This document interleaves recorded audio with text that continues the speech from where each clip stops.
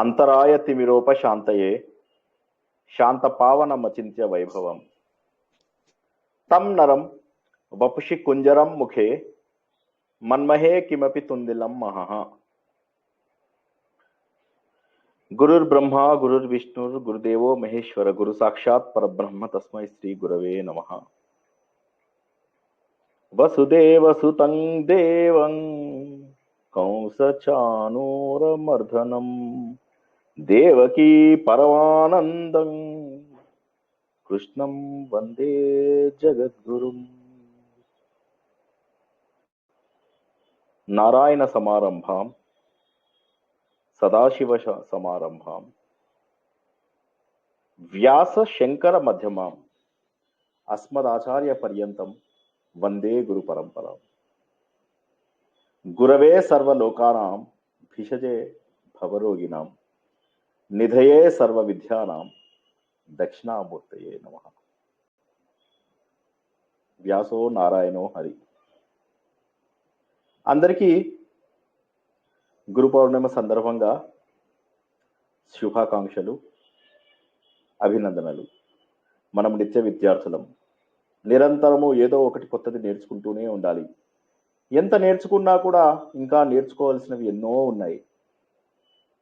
పూర్తి స్థాయి పరిణతి వచ్చే వరకు, పూర్తి అక్షర పరబ్రహ్మ మనకు అర్థమయ్యే వరకు కూడా నేర్చుకునేది ఎంతో కొంత మిగిలిపోతూనే ఉంటుంది.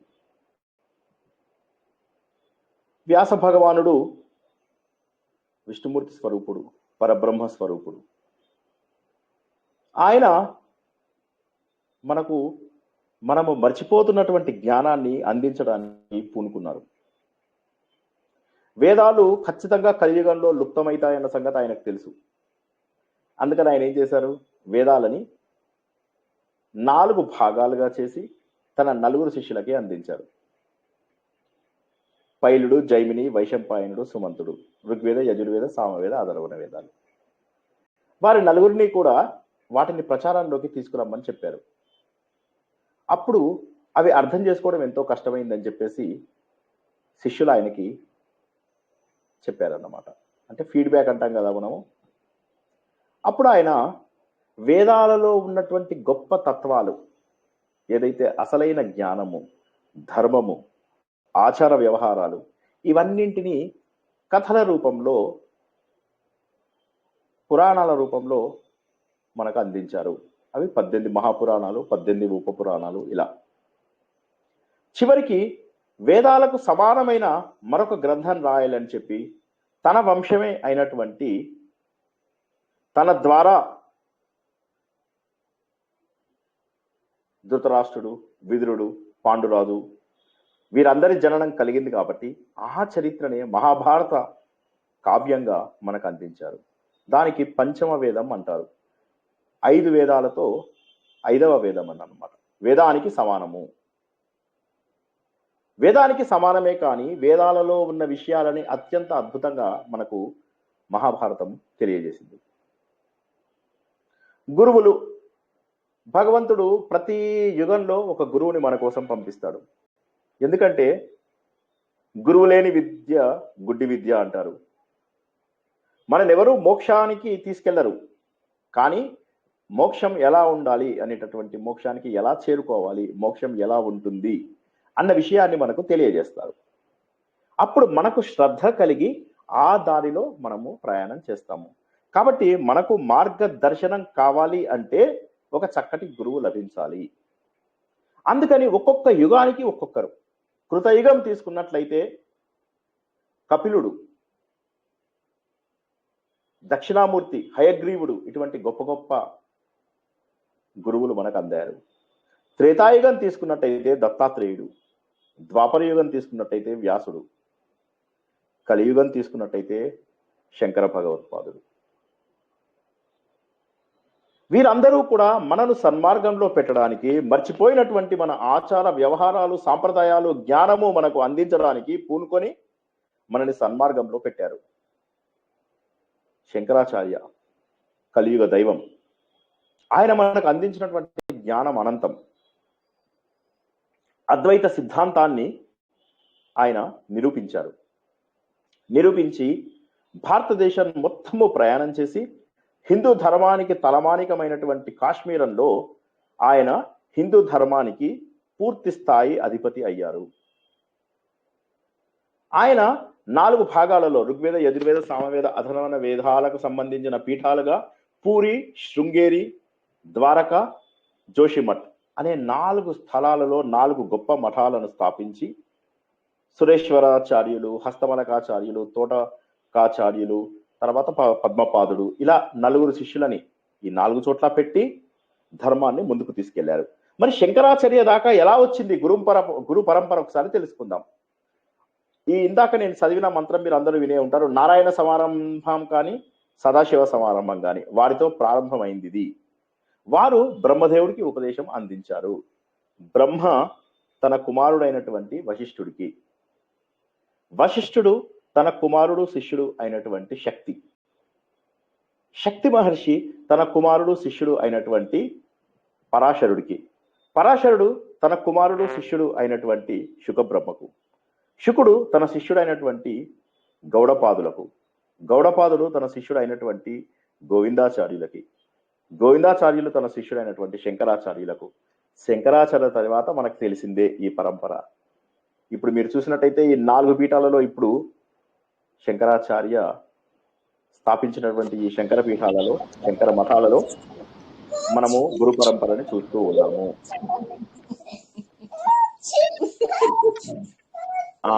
కొద్దిగా మ్యూట్ లో పెట్టుకోండి అమ్మా ప్లీజ్, ఎవరో మాట్లాడుతున్నారు దయచేసి. కాబట్టి ఈ గురు పరంపర అలా కొనసాగి ఎన్నో అద్భుతమైనటువంటి విషయాలను మనకు తెలియజేస్తూ మన ధర్మాన్ని నిలబెట్టారు. అందులో సప్త మోక్షపురులు అని ఉన్నాయన్నమాట. ఈ సప్త మోక్షపురులను ఎలా జ్ఞాపకం ఉంచుకుంటామంటే అయోధ్య, అవంతిక, ఏ మధుర, మాయాపురి, మాయాపురి అంటే హరిద్వార్, కంచి, కాశీ, చివరగా ద్వారక, కేకే, డి ఇలా జ్ఞాపకం ఉంచుకోండి మీరు. AA, KK, ఇందులోపల సప్త మోక్షపురిలో ఒకటైనటువంటి మాయాపురి లేదా హరిద్వారం గురించి ఈరోజు మనము యాత్రని సంపూర్ణంగా తెలుసుకోబోతున్నాం అన్నమాట. ఈరోజు తెలుసుకునే విషయాలు చాలా ఉన్నతమైనవి. హరిద్వారం అనేది హరికి, హరకి అంటే విష్ణుమూర్తికి, శివుడికి ఇద్దరికి కూడా సంబంధించింది. వీరి ద్వారము, మోక్ష ద్వారము. హరిద్వారము కుంభమేళా జరిగే 4 ప్రదేశాల్లో కూడా ఒకటి. అంటే హరిద్వార్ ఎంత గొప్ప ప్రదేశమో తెలుసుకోవాలి. ముందు సప్త మోక్షపురులలో ఇది మొదటిది, ఇది ఒకటి. రెండవది ఏంటి, ఇక్కడ 4 చోట్ల ఎక్కడైతే అమృతం పడిందో, అంటే క్షీరసాగర మథనం జరిగినప్పుడు ఆ అమృత కలశాన్ని తీసుకెళ్తున్నప్పుడు అందులోని 4 బిందువులు నాసిక్, ఉజ్జయిని, ప్రయాగ్రాజ్ అంటే అలహాబాదు, తర్వాత హరిద్వారు, ఈ 4 చోట్ల కూడా ఆ అమృత బిందువులు పడ్డాయని 12 సంవత్సరాలకు ఒకసారి ఇక్కడ కుంభమేళా చేస్తారు. ఇవి పుష్కరాలు కాదు, జ్ఞాపకం ఉంచుకోండి. కాబట్టి ఇది గొప్పది. ఇక 3వ గొప్పతనం ఏంటి, ఇది దేవభూమి ఉత్తరాంచల్ అని చెప్పేటటువంటి ప్రదేశంలో ఉంది. గంగ రకరకాల రూపాలు మారి చివరకు ప్లెయిన్ సర్ఫేసెస్కి వచ్చేది మొట్టమొదటిసారి. కొండలలో ప్రవహించి చివరికి ప్లేన్ సర్ఫేసెస్లోకి వస్తుందన్నమాట. అది ఈ ఋషికేశ్ హరిద్వార్లోనే ప్రారంభమవుతుంది. పవిత్రమైనటువంటి హిమాలయాల్లో శివాలిక్ మౌంటైన్స్ అని ఏవైతే చెప్తారో, బిల్వ పర్వతము, నీల పర్వతము, అవి మన హరిద్వార్లోనే ఉన్నాయి.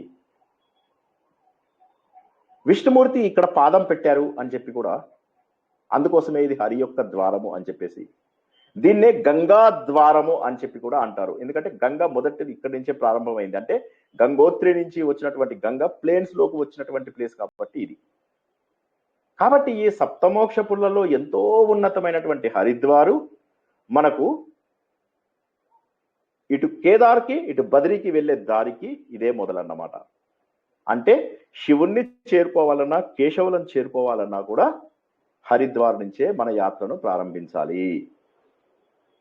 ఇంత గొప్పదైనటువంటి హరిద్వారు యాత్రని ఈరోజు మనం చేసుకోబోతున్నాము. ఇందులో ఇంకొక భాగమైన ఋషికేశ్ బహుశా ఈ రోజు మనము సమయం ఉంటుందో లేదో నాకు తెలియదు, కానీ హరిద్వార్ మాత్రం వీలైనంత వరకు పూర్తిగా చేసుకోవడానికి ప్రయత్నం చేద్దాం. హరిద్వార్ వెళ్ళాలంటే ముందు మీకు ఇక్కడి నుంచి మీరున్న ప్రదేశం నుంచి ఢిల్లీ ఎయిర్పోర్ట్కి వెళ్ళాలి. హైదరాబాద్ వాస్తవ్యులైతే ఫ్లైట్లో వెళ్ళొచ్చు, రైల్లో కూడా డైరెక్ట్ రైలు ఉంది, వెళ్ళొచ్చు. హరిద్వార్ నుంచి సుమారుగా 4-5 గంటలు పడుతుంది. కార్ లోపల మీరు వెళ్తే అబౌట్ 3-4 వేలు అవుతుంది. లేదా మీరు ఇంకొక పని చేయొచ్చు, డైరెక్ట్గా డెహ్రాడూన్ జాలీ గ్రాంట్ ఎయిర్పోర్ట్ ఉంది, అక్కడికి వెళ్ళి అక్కడి నుంచి సుమారుగా 1.5 గంటల దూరంలో మీకు హరిద్వార్ వస్తుంది. ఋషికేశ్ చాలా దగ్గర, డెహ్రాడూన్ నుంచి చాలా దగ్గర, 18 కిలోమీటర్ల ఎయిర్పోర్ట్ నుంచి. కాబట్టి మీకు అదొక అరగంటలో మీరు ఋషికేశ్ రాగలరు. అక్కడి నుంచి సుమారుగా ఇంకొక 40-50 నిమిషాల్లో మీరు హరిద్వార్ చేరుకోగలరు. ఇది మీకు ఈజియెస్ట్ వే. ఇక హరిద్వార్కి వచ్చిన తర్వాత ఏమేమి చూడాలి అంటే చాలా ఉన్నాయి చూసేవి. ఇప్పుడు నేను మీకు పవర్ పాయింట్ షేర్ చేస్తాను. ఒక్కొక్క రోజు ఎక్కడికి వెళ్ళాలి, ఏం చేయాలి, ఎలా ఉండాలి, సీజన్ ఎలా ఉంటుంది, ఇవన్నీ కూడా ముందు మనము తెలుసుకుందాం. ఓకే, ఒకసారి పవర్ పాయింట్ని షేర్ చేస్తాను.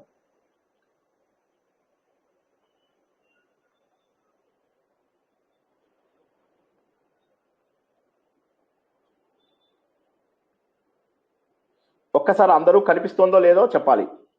ఎవరైనా ఒకరు చెప్తే చాలు. ఎక్సలెంట్. ఇది హరిద్వార్ ఋషికేశ్ కి కలిపినటువంటి యాత్ర అన్నమాట.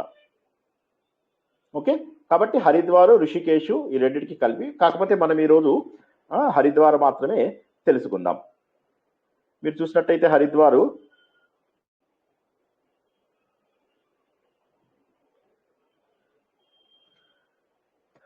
ఇందాక అనుకున్నట్టుగా మనము రైల్లో డైరెక్ట్గా ఢిల్లీకి వెళ్ళొచ్చు, హైదరాబాద్ నుంచి వేరే ప్లేసెస్ నుంచి కానీ డెహ్రాడూన్ కూడా వెళ్ళొచ్చు. సుమారుగా 5 గంటలు హరిద్వార్ నుంచి అనుకున్నాము, 1-2 గంటలు మీకు డెహ్రాడూన్ నుంచి పడుతుంది. అప్రాక్సిమేట్గా మీకు 3-4 వేలు క్యాబ్ లోపల మీకు డెహ్రాడూన్ నుంచి అయితే 1500 నుంచి 2000 అయ్యే అవకాశం ఉందన్నమాట. ముందు అనుకున్నట్టుగా కుంభమేళా పడ్డటువంటి యూపీ నేషనల్ హైవే అని జ్ఞాపకం ఉంచుకోండి దాన్ని. ఉజ్జయిని, నాసిక్, హరిద్వారు, ప్రయాగరాజు. ఉజ్జయిని, ప్రయాగరాజు అంటే అలహాబాదు, నాసిక్, హరిద్వారు. ఇది సప్తమోక్షపులలో ఒకటి అనుకున్నాము. AIMMKK, డి అది ద్వారకా, లాస్ట్ డి అది ద్వారకా. ఇది హరి ఫుడ్ స్టెప్స్ అని చెప్పేసి అనుకున్నాము. హరి కాలు పెట్టిన ప్రదేశనే హరికి పోరి అంటారు. ఇక్కడ స్నానం చేయడం చాలా మోక్షదాయకం అన్నమాట. దాని గురించి తెలుసుకున్నాము. శివాలిక్ మౌంటైన్స్ అని కూడా అంటారని తెలుసుకున్నాము. దీన్నే కపిల స్థానం అని, గంగాద్వారం అని, మాయాపురి అంటారని తెలుసుకున్నాము. మాయాపురి అనేటటువంటిది చాలా ఉన్నతమైనటువంటి దేవాలయం అన్నమాట. ఇక్కడ ఈ ఊరి పేరు యాక్చువల్గా మాయాపురి. మనలో ఉన్నటువంటి మాయ వల్లే మనం భగవంతుడిని గుర్తించలేకపోతున్నాము. ఆ మాయను తొలగించి మనకు మోక్షాన్ని కల్పించేది కాబట్టి ఇది మనకు సప్త మోక్షపురులలో ఒకటి. ఇక్కడ కుంభమేళ, అర్ధ కుంభమేళ కూడా అద్భుతంగా జరుగుతాయి. తర్వాత ఏం చేయాలి మనం? ఈ ఒక్క హరికి పోరి మాత్రమే నేను ఫోటో మీకు ఇక్కడ పెట్టాను. మిగతావన్నీ కూడా మీరు యూట్యూబ్లలో, గూగుల్ లోపల చూసుకోండి. ఈ రోజు నేను కవర్ చేసేటటువంటి ప్లేసెస్ ఏవైతే ఉంటాయో అవి దాదాపుగా ఎవరు కవర్ చేయరు. చాలా వరకు 70% కవర్ చేస్తారు, కానీ మిగిలిన 30% కూడా నేను మొత్తం చెప్పబోతున్నాను. ఖచ్చితంగా చూడవలసినటువంటి ప్లేసెస్. కాస్త జాగ్రత్తగా అటెన్షన్ పే చేసి ప్రశ్నలు అడగండి. ఇది హరికి పోరి. ఇక్కడే మనకు కుంభమేళా జరుగుతుంది. ఇక్కడే మనకు గంగామాత దేవాలయం కూడా ఉంటుంది. ఇక్కడే మనకు హారతి కూడా ఇస్తారన్నమాట. ఈ టవర్ లాగా కనిపిస్తుంది కదా ఇక్కడ మీకు ఎంత రష్ ఉంటుందంటే తట్టుకోలేని రష్. జనాలు అలా నడుస్తూనే ఉంటారు. మీకు వీళ్ళని వాళ్ళని తోసుకుంటూ తన్నుకుంటూ వెళ్తూనే ఉండాల్సి వస్తుంది. ఏ సీజన్లో వెళ్ళినా కూడా ఇక్కడ రష్ తప్పదు. మీరు కేవలం పుష్కరాలకో లేకపోతే కుంభమేళకో రష్ ఉంటుంది అనుకుంటే కాదు. ఇప్పుడు మీరు చూస్తున్నటువంటి రష్ ఏదైతే కనిపిస్తుందో ఇక్కడ ఈ ఫోటోలో, ఇదే రష్ మీకు ఏ నెలలో వెళ్ళినా కూడా కనిపిస్తుంది. నీళ్లు మీరు ఏ నెలలో వెళ్ళినా సరే, బాగా ఎర్రటి ఎండలు ఉన్నటువంటి మే, జూన్, జూలైలో వెళ్ళినా సరే నీళ్లు మాత్రం ఐస్ కోల్డ్ వాటరు, చల్లటి నీళ్ళు అన్నమాట. లోపల ఒకసారి మురిగిన తర్వాత మళ్ళీ గాలి పీల్చుకోవడం చాలా కష్టం అనిపిస్తుంది మీకు. కాస్త జాగ్రత్తగా స్నానం చేసే వాళ్ళు జాగ్రత్త పడండి. హరిద్వార్కి మీరు ఢిల్లీ నుంచి వచ్చారనుకుందాం. సుమారుగా లంచ్ టైంకి వచ్చినట్టయితే సాయంత్రం 4 గంటలకి బయలుదేరండి. బయలుదేరి ఇక్కడ కంఖల్ అనే ఒక ప్లేస్ ఉంటుంది. ఆటో వాడిని మాట్లాడుకోవచ్చు. ఆటో వాడు సుమారుగా మనిషికి 100 రూపాయలు, మీరు ఎక్కడి నుంచైనా సరే హరిద్వార్లో ఏ ప్రాంతం నుంచి వెళ్ళినా సరే మీకు సుమారుగా 100 రూపాయలు తీసుకుంటారు. ఈ కంఖల్ అనేటటువంటి ప్లేస్ కి మీరు వెళ్ళండి. ఫస్ట్ ఈ కంఖల్ అనే ప్లేస్ ఏంటి అంటే, ఒక్కసారి మీరు కొద్దిగా జాగ్రత్తగా వినండి. దేవభూమి ఉత్తరాంచల్ ఏదైతే ఉందో అది మీకు హరిద్వారు, రూర్కి వీటి నుంచి ప్రారంభమైనటువంటి ఉన్నతమైనటువంటి దైవ భూమి. ఇందులోపల మీకు అన్ని కూడా విష్ణుమూర్తికి ఏమేమి జరిగాయి, శివుడి ఈ లైఫ్ హిస్టరీలో ఏమేమి జరిగాయి, శివుడి పెళ్లి ఎక్కడైంది, సతీదేవి ఎక్కడ దహనమైంది, సతీదేవి పెళ్లి ఎక్కడ జరిగింది, తర్వాత మళ్ళీ ఈయన పార్వతీదేవిని ఎక్కడ పెళ్లి చేసుకున్నాడు, పార్వతీదేవి ఎక్కడ తపస్సు చేసింది, ఇవన్నీ కూడా మీకు ఈ దారిలోనే కనిపిస్తాయి అన్నమాట. కాబట్టి మొట్టమొదలు మనం వెళ్ళేది సతీదేవి యజ్ఞకుండంలో మరణించింది. ఇది మనకు ద్రాక్షారామంలో కూడా జరిగింది అని చెప్పి చెబుతారు. కాకపోతే నార్త్ ఇండియాలో ఖచ్చితమైనటువంటి నమ్మకం ఏంటంటే ఇది దక్షేశ్వరుడు, దక్షుడు ఎవరైతే ఉన్నారో ఆయనకి శివుడికి చిన్న విషయంలో తేడా రావడం వల్ల అందరికీ తెలిసిన విషయమే. అప్పుడు తన అల్లుడిని పిలవరు, శివుడిని యజ్ఞం చేసి అప్పుడు ఆయన కూతురు ఎవరైతే శివుడి భార్య ఉన్నారో ఆవిడ వచ్చి యజ్ఞకుండం లోపల దూకేసి మరణించి ఆ యజ్ఞాన్ని భంగపరుద్దామని ప్రయత్నం చేస్తారనమాట. ఆ ప్లేస్ ఈ కంఖలు. అక్కడ మీరు ఈ యజ్ఞకుండాన్ని చూడొచ్చు. ఈయన తర్వాత దక్షుడు కనువిప్పు అయిన తర్వాత మేకతల వేస్తారనమాట ఆయనకి. ఆ కథ మీ అందరికీ తెలిసిందే, ఎవరికైనా తెలియకపోతే మళ్ళీ చెప్తాను. ఆ మేకతల పెట్టిన తర్వాత చివరికి ఆయన శివుడి గురించి తపస్సు చేసి శివుడి యొక్క గొప్పతనాన్ని తెలుసుకుని ఈ ఆలయాన్ని నిర్మించారు. ఈ ఆలయము ఖచ్చితంగా చూడవలసిందే. దురదృష్టవశాత్తు ఏంటంటే హరిద్వార్కి వెళ్ళిన వాళ్ళలో చాలా మంది ఈ దేవాలయం చూడకుండానే వచ్చేస్తారు. ఖచ్చితంగా ఈ దేవాలయం చూడండి, అద్భుతమైన దేవాలయము. ఇక్కడే మీకు శీతలాదేవి ఆలయం కూడా ఉంటుంది. దాని ఒడ్డునే మీకు గంగా ఉద్ధృతంగా ప్రవహిస్తూ ఉంటుంది. ఇది మీకు ఊరు నుంచి సుమారుగా 40 నిమిషాల డిస్టెన్స్ పట్టవచ్చు, 15 కిలోమీటర్లు ఉంటుంది. తప్పకుండా వెళ్ళండి. ఈ దేవాలయానికి వెళ్తూ వెళ్తూ మధ్య లోపల ఒక నవగ్రహ ఆలయం అని చెప్పేసి ఉంటుంది అనమాట. ఆ నవగ్రహ ఆలయము, రామేశ్వర ఆలయం అని 2 ఉంటాయి. మీకు ఊరంతా రష్గా ఉంటుంది. కాస్త ఊరు దాటారు, ఈ హరికి పోరి అని ఏదైతే ఇందాక మనం బొమ్మ చూపించామో అది దాటగానే ఊరు కాస్త క్లీన్ గా ఈజీగా అయిపోతుంది. అప్పుడు అక్కడికి వెళ్ళగానే మీకు ఈ నవగ్రహ టెంపుల్, రామేశ్వర టెంపుల్ చూడడానికి చాలా కన్వీనియంట్ ఉంటుంది అనమాట. ఈ 2 దేవాలయాలు చూసుకుని దక్షేశ్వర టెంపుల్ కి వెళ్ళి దక్షుడి దేవాలయం కూడా చూసుకుని అక్కడ ఉన్నటువంటి ఉపాలయాలు కూడా చూసుకుని యజ్ఞకుండం కూడా చూసుకుని అక్కడ ఫొటోస్ కూడా చాలా బాగా దిగచ్చు. శివుడు సతీదేవిని తన చేతిలో ఆవిడ శరీరాన్ని చేతిలో పెట్టుకుని తీసుకెళ్తున్నటువంటి విగ్రహం కూడా ఉంటుంది మీకు బయట ఆలయం మొదటి లోపల. అక్కడ కూడా చక్కగా ఫోటోలు దిగవచ్చు అన్నమాట. సో మీకు అది చాలా సులభము. తర్వాత మీకు చెప్పినట్టుగా గంగ ఒడ్డునే ఉంటుంది. స్నానాలు అవి కూడా చేయాలనుకున్నా, నీళ్లు పట్టుకోవాలనుకున్నా, నీళ్లు చల్లుకోవాలనుకున్నా, ఫొటోస్కి అన్నిటికీ కూడా అద్భుతమైన దేవాలయము. ఇందులోనే ఉపాలయాల్లో మహాకాళేశ్వర ఆలయము, మహంకాళి ఆలయము ఇలాంటివి ఉంటాయి. ఆంజనేయ స్వామిది, భైరవుడు, తర్వాత దశమహావిద్యలు కాళీ, తార, త్రిపుర సుందరి, చెన్నమస్త, మాతంగి, భైరవి, భువనేశ్వరి, భగమాలిని, ధూమావతి, కమలాత్మిక, ఈ 10 మనకు దశ మహావిద్యలు అంటారు అన్నమాట. ఈ దశ మహావిద్యాల యొక్క సంబంధించినటువంటి దేవతల చిన్న దేవాలయం కూడా ఇందులో ఉంటుంది. తప్పక ఇది మాత్రం చూడండి. సుమారుగా మీకు ఈ 3 టెంపుల్స్ చూసుకుని రావడానికి 3 గంటలు పట్టే ఉంది. ఇక డిపెండింగ్ అపాన్ మీరు ఎంత డీటెయిల్ గా చూస్తారు, ఎన్ని ఫోటోలు దిగుతారు, ఎంత భక్తి చూపిస్తారు అనే దాన్ని బట్టి ఉంటుంది. ఈ ఆలయం 7ంటికి సాయంత్రం క్లోజ్ చేస్తారు. వెనక వైపు గేట్ ఓపెన్ ఉంటుంది, అక్కడి నుంచి చూడొచ్చు. ఉపాలయాలు పర్వాలేదు, కాసేపు ఉంటాయి. ఈ ఆలయంలో అదొకటే కొద్దిగా చిన్న ప్రాబ్లం. నేను ఎన్నిసార్లు వెళ్ళినా కూడా ఆ 7ంటిది పట్టుకోలేకపోయాను. 1-2 సార్లు మాత్రమే అసలు దర్శనం చేసుకోగలిగాను. ప్రతిసారి వెనక నుంచే దర్శనం చేసుకోవాల్సినటువంటి అవసరం వచ్చింది. అదొకటి కాస్త జాగ్రత్తగా ఉండండి. చూసుకున్న తర్వాత మెల్లగా మీరు ఏం చేస్తారంటే 6:15 లోపల, అందుకే 4ంటికి వెళ్ళారు కాబట్టి సుమారు 6:15 కల్లా హరికి పోరి ఇందాక ఏదైతే చెప్పామో అక్కడికి వచ్చేసేయండి. వచ్చేసి ఎవరన్నా అడగండి ఇక్కడ హారతి ఎక్కడ ఇస్తారని, అప్పుడు మీకు తెలుస్తుంది. దగ్గరకు వచ్చి కూర్చోండి. హారతి, ఈ హారతి ప్రారంభమై ఇప్పుడు మీకు కాశీలో లాగా 30 మినిట్స్ 40 మినిట్స్ ఉండదు. హారతి ఉండేది 5 నుంచి 10 నిమిషాలే. కాకపోతే మీరు అక్కడ కూర్చోవడానికి ప్లేస్ వెతుక్కోవాలి కాబట్టి కాస్త ముందు వెళ్తారు.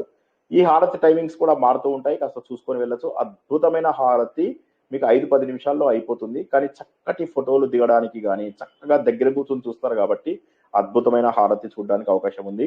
ఇంకోటి ఏంటంటే ఆ హారతి ప్రారంభమయ్యే ముందు ఎవరైనా కావాలంటే వారు కూడా గంగ పూజ చేస్తాము అంటే అక్కడ ఇలా వేసుంటాయి అనమాట, వాళ్ళు బ్రాహ్మణులు కూర్చునే ఉంటాయి కదా, అక్కడికి వెళ్ళి మీరు కూడా పూజలు చేయించుకోవచ్చు.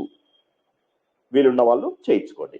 ఆ హారతి అటెండ్ అయ్యి అక్కడ ఉన్నటువంటి చిన్న చిన్న దేవాలయాలు ఏవైతే ఉన్నాయో, శివుడి దేవాలయము, గంగ దేవాలయము, విష్ణు దేవాలయము, గౌరీ దేవాలయము, ఇలా చాలా ఉన్నాయి. ఈ హరికి పోరి అనేటటువంటి ఇందాక బొమ్మ చూశాను కదా, చక్కగా అక్కడ అన్ని చూడండి. హ్యాపీగా ఫస్ట్ డే నాడు మీకు అద్భుతంగా అయింది. ముందేమో దక్షేశ్వర్ వెళ్ళారు, అక్కడి నుంచి నవగ్రహ రామేశ్వరం ఆలయం వెళ్ళారు, తర్వాత హరికి పోరికి వచ్చి చక్కగా హారతి చూసి రెస్ట్ తీసుకోండి ఫస్ట్ డే. ఇక సెకండ్ డే నాడు పొద్దున్నే మీరు బోలెడన్ని ఘాట్స్ ఉన్నాయి మీకు. ఆ ఘాట్స్ లోపల ఇక్కడ నేను ఇచ్చినటువంటి కొన్ని ఘాట్స్ లో మీకు దగ్గరగా ఏ ఘాట్ ఉంటే ఆ ఘాట్కి వెళ్ళి స్నానం చేయండి. ఏ ఘాట్ దగ్గర లేకపోతే హరికి పోరికే వెళ్ళి మీరు స్నానం చేయొచ్చు. కాస్త మీరు ఊరికి దూరంగా వెళ్ళి స్నానం చేద్దాము అంటే చండీదేవి టెంపుల్ ఉంది, అది వెళ్ళే దారిలో చండీ ఘాట్ అని ఒక అద్భుతమైనటువంటి ఘాట్ ఉంటుందన్నమాట. తప్పకుండా అక్కడికి వెళ్ళి ఆ ఘాట్ లోపల మీరు స్నానం చేయొచ్చు. అద్భుతమైన సీనిక్ వ్యూస్ ఉంటాయి, ప్రకృతి అందాలను మీరు అక్కడ తన్మయత్వంతో ఆనందంగా మీరు చూడడానికి అవకాశం ఉందన్నమాట. ఇక స్నానం చేసేసి వచ్చిన తర్వాత బ్రేక్ఫాస్ట్ చేసేసి మానసాదేవి ఆలయానికి వెళ్ళండి. ఎవరు మానసాదేవి? మానసాదేవి ఎవరంటే శివుడి యొక్క మనస్సులోంచి ఉద్భవించినటువంటి దేవత అంటారు. వాసుకి ఎవరైతే సర్పరాజు ఉన్నారో పాతాళంలో ఉంటారు. సర్పానికి నాగులకి అందరికీ తేడా తెలుసని అనుకుంటున్నాను. సర్పం అంటే విషం సర్పాలు అంటారు, విషం లేని వాటిని నాగులు అంటారు. ఫర్ ఎగ్జాంపుల్ సర్పాలన్నీ కూడా పాతాళంలో ఉంటాయి, నాగు ఏమో మన వైకుంఠంలో ఉంటాడు అనమాట. అనంతుడు ఆదిశేషుడు ఈయన నాగు. సర్పాలన్నీ కూడా పాతాళంలో ఉంటాయి వాసుకి, విషం అన్నమాట, విష సర్పాలు అంటారు. అందుకే నాగులలో తలలు ఎక్కువ ఉంటాయి కానీ విషం ఉండదు అన్నమాట. ఈ వాసుకునే మనము సముద్ర మథనం లోపల మందర పర్వతానికి చుట్టి సముద్ర మథనం చేసి సాగర మథనం చేసి అమృతాన్ని మనము తీసుకొచ్చారన్నమాట దేవదానవులు. సో కాబట్టి ఈ వాసుకి యొక్క చెల్లెలు ఇవే మానసాదేవి. ఈవిడ జరత్కారుడు అనే అతన్ని పెళ్లి చేసుకుని వారికి పుట్టినటువంటి అస్థికుడు అనేటటువంటి మహర్షి వల్ల సర్పయాగం జనమేజయుడు చేస్తాడు. ఆ సర్పయాగం ఆగిపోయింది అని చెప్పేసి ఒక కథ ఉందన్నమాట. ఎప్పుడైనా మళ్ళీ మనకు సమయం దొరికినప్పుడు దాని గురించి వివరంగా తెలుసుకుందాము. కాబట్టి ఈ మానసాదేవి ఆలయము ఈ ఊర్లో ఉన్నటువంటి మోస్ట్ పాపులర్ ఆలయం అన్నమాట. ఇక్కడే సాగర మథనం జరిగింది కాబట్టి ఆయనకి ఆ స్థలంకి కూడా మనము ఋషికేశ్ దగ్గరికి వెళ్ళినప్పుడు వెళ్తాము. ఈ మానసాదేవి టెంపుల్ మాత్రం అద్భుతంగా ఉంటుంది. ఈ ఊర్లో మీకు వెళ్తుంటే ఏ మూల నుంచైనా కూడా ఒక పక్క మానసాదేవి, ఒక పక్క చండీదేవి కనిపించక మానదు. ఇవి శివాలిక్ పర్వతాలు, ఒకవైపు బిల్వ పర్వతము, ఇంకొక వైపు నీల పర్వతము అంటారు. ఈ బిల్వ పర్వతంలో ఉన్నటువంటిది మానసాదేవి టెంపుల్. ఇక్కడికి వెళ్ళడానికి మనకి ఏంటంటే కేబుల్ కార్ లో వెళ్ళొచ్చు, లేదా నడుచుకుంటూ వెళ్ళొచ్చు, లేదా సగం దూరము మన స్కూటర్స్ మీద వెళ్ళొచ్చు. వెళ్ళి అక్కడి నుంచి నడుచుకుంటూ కూడా వెళ్ళొచ్చు అనమాట. ఈ మానసాదేవి టెంపుల్లో ఏంటంటే లోపలికి వెళ్ళేదాకా కాస్త సిస్టమేటిక్ గా ఉండదు, లోపలికి వెళ్ళిన తర్వాత ఎక్కువ టైం పట్టదు. ఆ తోపులాట బాగా ఎక్కువ. కేబుల్ కార్ లో వెళ్ళినా సరే, మీరు నడుచుకుంటూ వెళ్ళినా సరే, లోపలికి వెళ్ళిన తర్వాత ముందు కొద్దిసేపు మీకు తోపులాట ఎక్కువ ఉంటుంది, తర్వాత ఇంకొక 15-20 నిమిషాలలో దర్శనం అవుతుంది. ఎంత రష్ ఉన్నా సరే మీకు less than half an hour మీరు బయటకు వచ్చేస్తారు. కాకపోతే ఏంటంటే ఇక ప్రత్యేక దినాల్లో వదిలేసి మిగతా అన్ని రోజుల్లో కూడా మీకు అరగంట కంటే ఎక్కువ సమయం పట్టే అవకాశమే లేదు. కాకపోతే ఆ తోపులాట కాస్త ఎక్కువ ఉంటుంది. అక్కడ జనాలలో భక్తితో పాటు మూఢ భక్తులు కూడా చాలా మంది ఉంటారు. కాస్త జాగ్రత్తగా ఉండి ఆ మానసాదేవి ఆలయాన్ని చూసుకోండి. అయితే మీరు ఇక్కడ ఒక చిన్న పని చేయొచ్చు. ఈ మానసాదేవి ఒక కొండ మీద, చండీదేవి ఆలయం ఇంకో కొండ మీద ఉన్నాయి. ఈ రెండిటికి కూడా కేబుల్ కార్ టికెట్ ఒకే దగ్గర తీసుకోవచ్చు. మీరు ఒక దగ్గర తీసుకుంటే అప్పుడు రెండోసారి మీరు ఈ కేబుల్ కార్ టికెట్ కోసం అని చెప్పేసి లైన్లో నిలబడాల్సిన అవసరం లేదు. డైరెక్ట్ ఎంట్రీ కేబుల్ కార్కి. లేకపోతే ఏమవుతుంది, మీరు ఇక్కడ టికెట్ తీసుకోవాలి, అక్కడ టికెట్ తీసుకోవాలి. ఒక 15 రూపాయలు ఎంతో తక్కువ ఉంటుంది, అబౌట్ 300 రూపాయలు ఎంతో టికెట్ ఉంటుంది. 300 సుమారుగా 600 రూపాయలు. అది మీకు కాస్త 450 రూపాయలకే వచ్చే అవకాశం ఉందన్నమాట. సో అలా మీకు కాస్త టికెట్లో కూడా కలిసి వస్తుంది, ప్లస్ మీరు లైన్లో కూడా నిలబడే అవసరం ఉండదు. కాబట్టి మీరు మానసాదేవి ఆలయంలోనే రెండింటికి కలిపి టికెట్ తీసుకోండి. మానసాదేవి, చండీదేవి కావాల్సిన కేబుల్ కార్కి ఒక్కొక్కసారి వెయిటింగ్ ఉంటుంది. అలా వెయిటింగ్ ఉన్నప్పుడు మీరు కేబుల్ కార్ వదిలేసేసి నడుచుకుంటూ వెళ్ళిపోండి. కొద్దిగా కష్టమైతే వదిలేసేసి మీరు స్కూటర్లో సగం దూరం వరకు వెళ్ళొచ్చు. స్కూటర్ వాడు సుమారుగా 100 రూపాయలు తీసుకుంటాడు. తీసుకున్నాక అక్కడి నుంచి మీరు ఒక సుమారుగా 200-300 మెట్లు ఎక్కాలి. ఓపిక ఉన్న వాళ్ళు మాత్రమే ఈ ఆప్షన్ చూస్ చేసుకోండి, లేకపోతే కష్టము.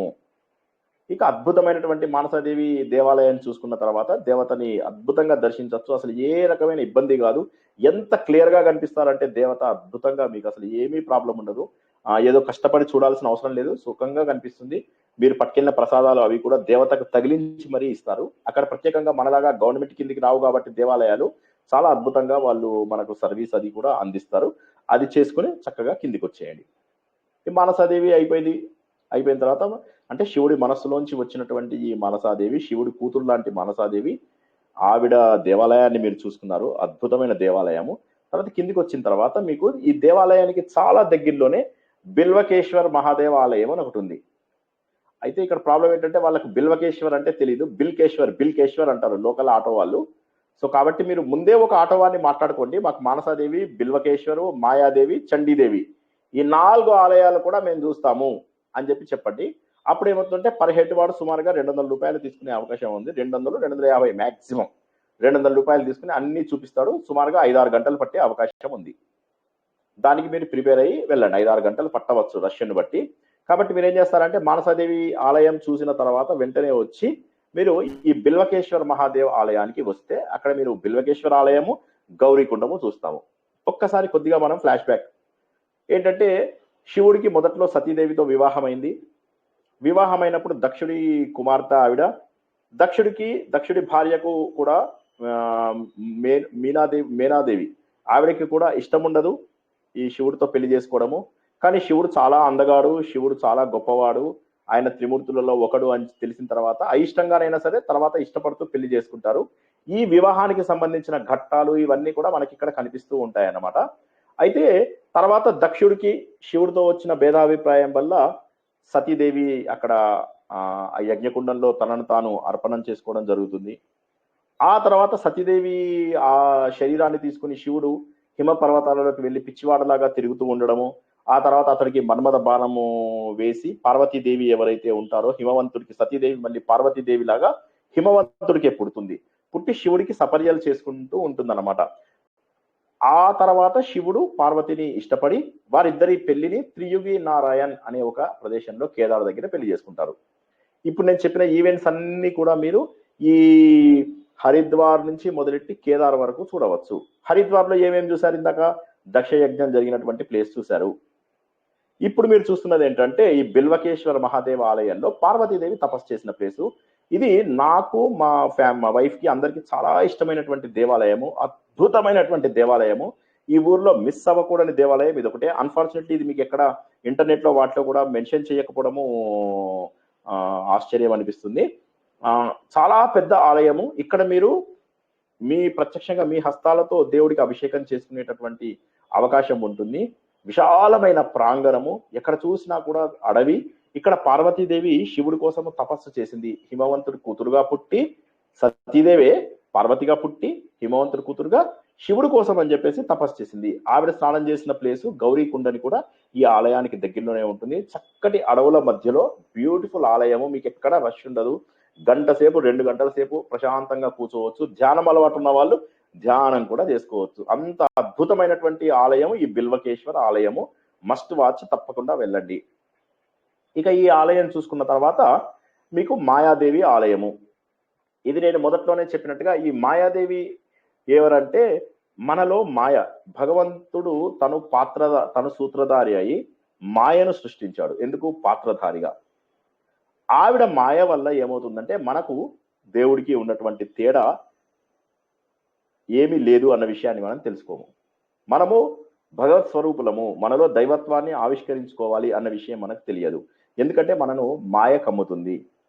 కానీ ఎప్పుడైతే ఈ మాయాదేవి మన శక్తిపీఠాలలో ఒకటి అని చెప్తారో, ఈ శివుడు సతీదేవిని తన శరీరంపై మోసి తీసుకెళ్తున్నప్పుడు లయ కార్యము ప్రపంచం మొత్తం ఆగిపోయింది.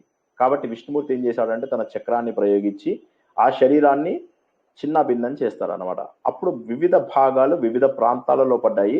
అవే శక్తి పీఠాలు అని చెప్పేసి అనుకున్నాం. అందులో ముఖ్యమైనవి 18, ఇంకా ముఖ్యమైనవి 51, ఇంకా కూడా 108. ఇక్కడ మాయాదేవి ఆలయంలో హార్ట్, బొడ్డు ఈ 2 కూడా హృదయము, నాభిస్థానము కూడా ఇక్కడ పడ్డాయి అన్నటువంటి ఒక నమ్మకం అన్నమాట. కాబట్టి ఈ శక్తిపీఠాన్ని తప్పకుండా చూడండి. ఇది చిన్న ఆలయము.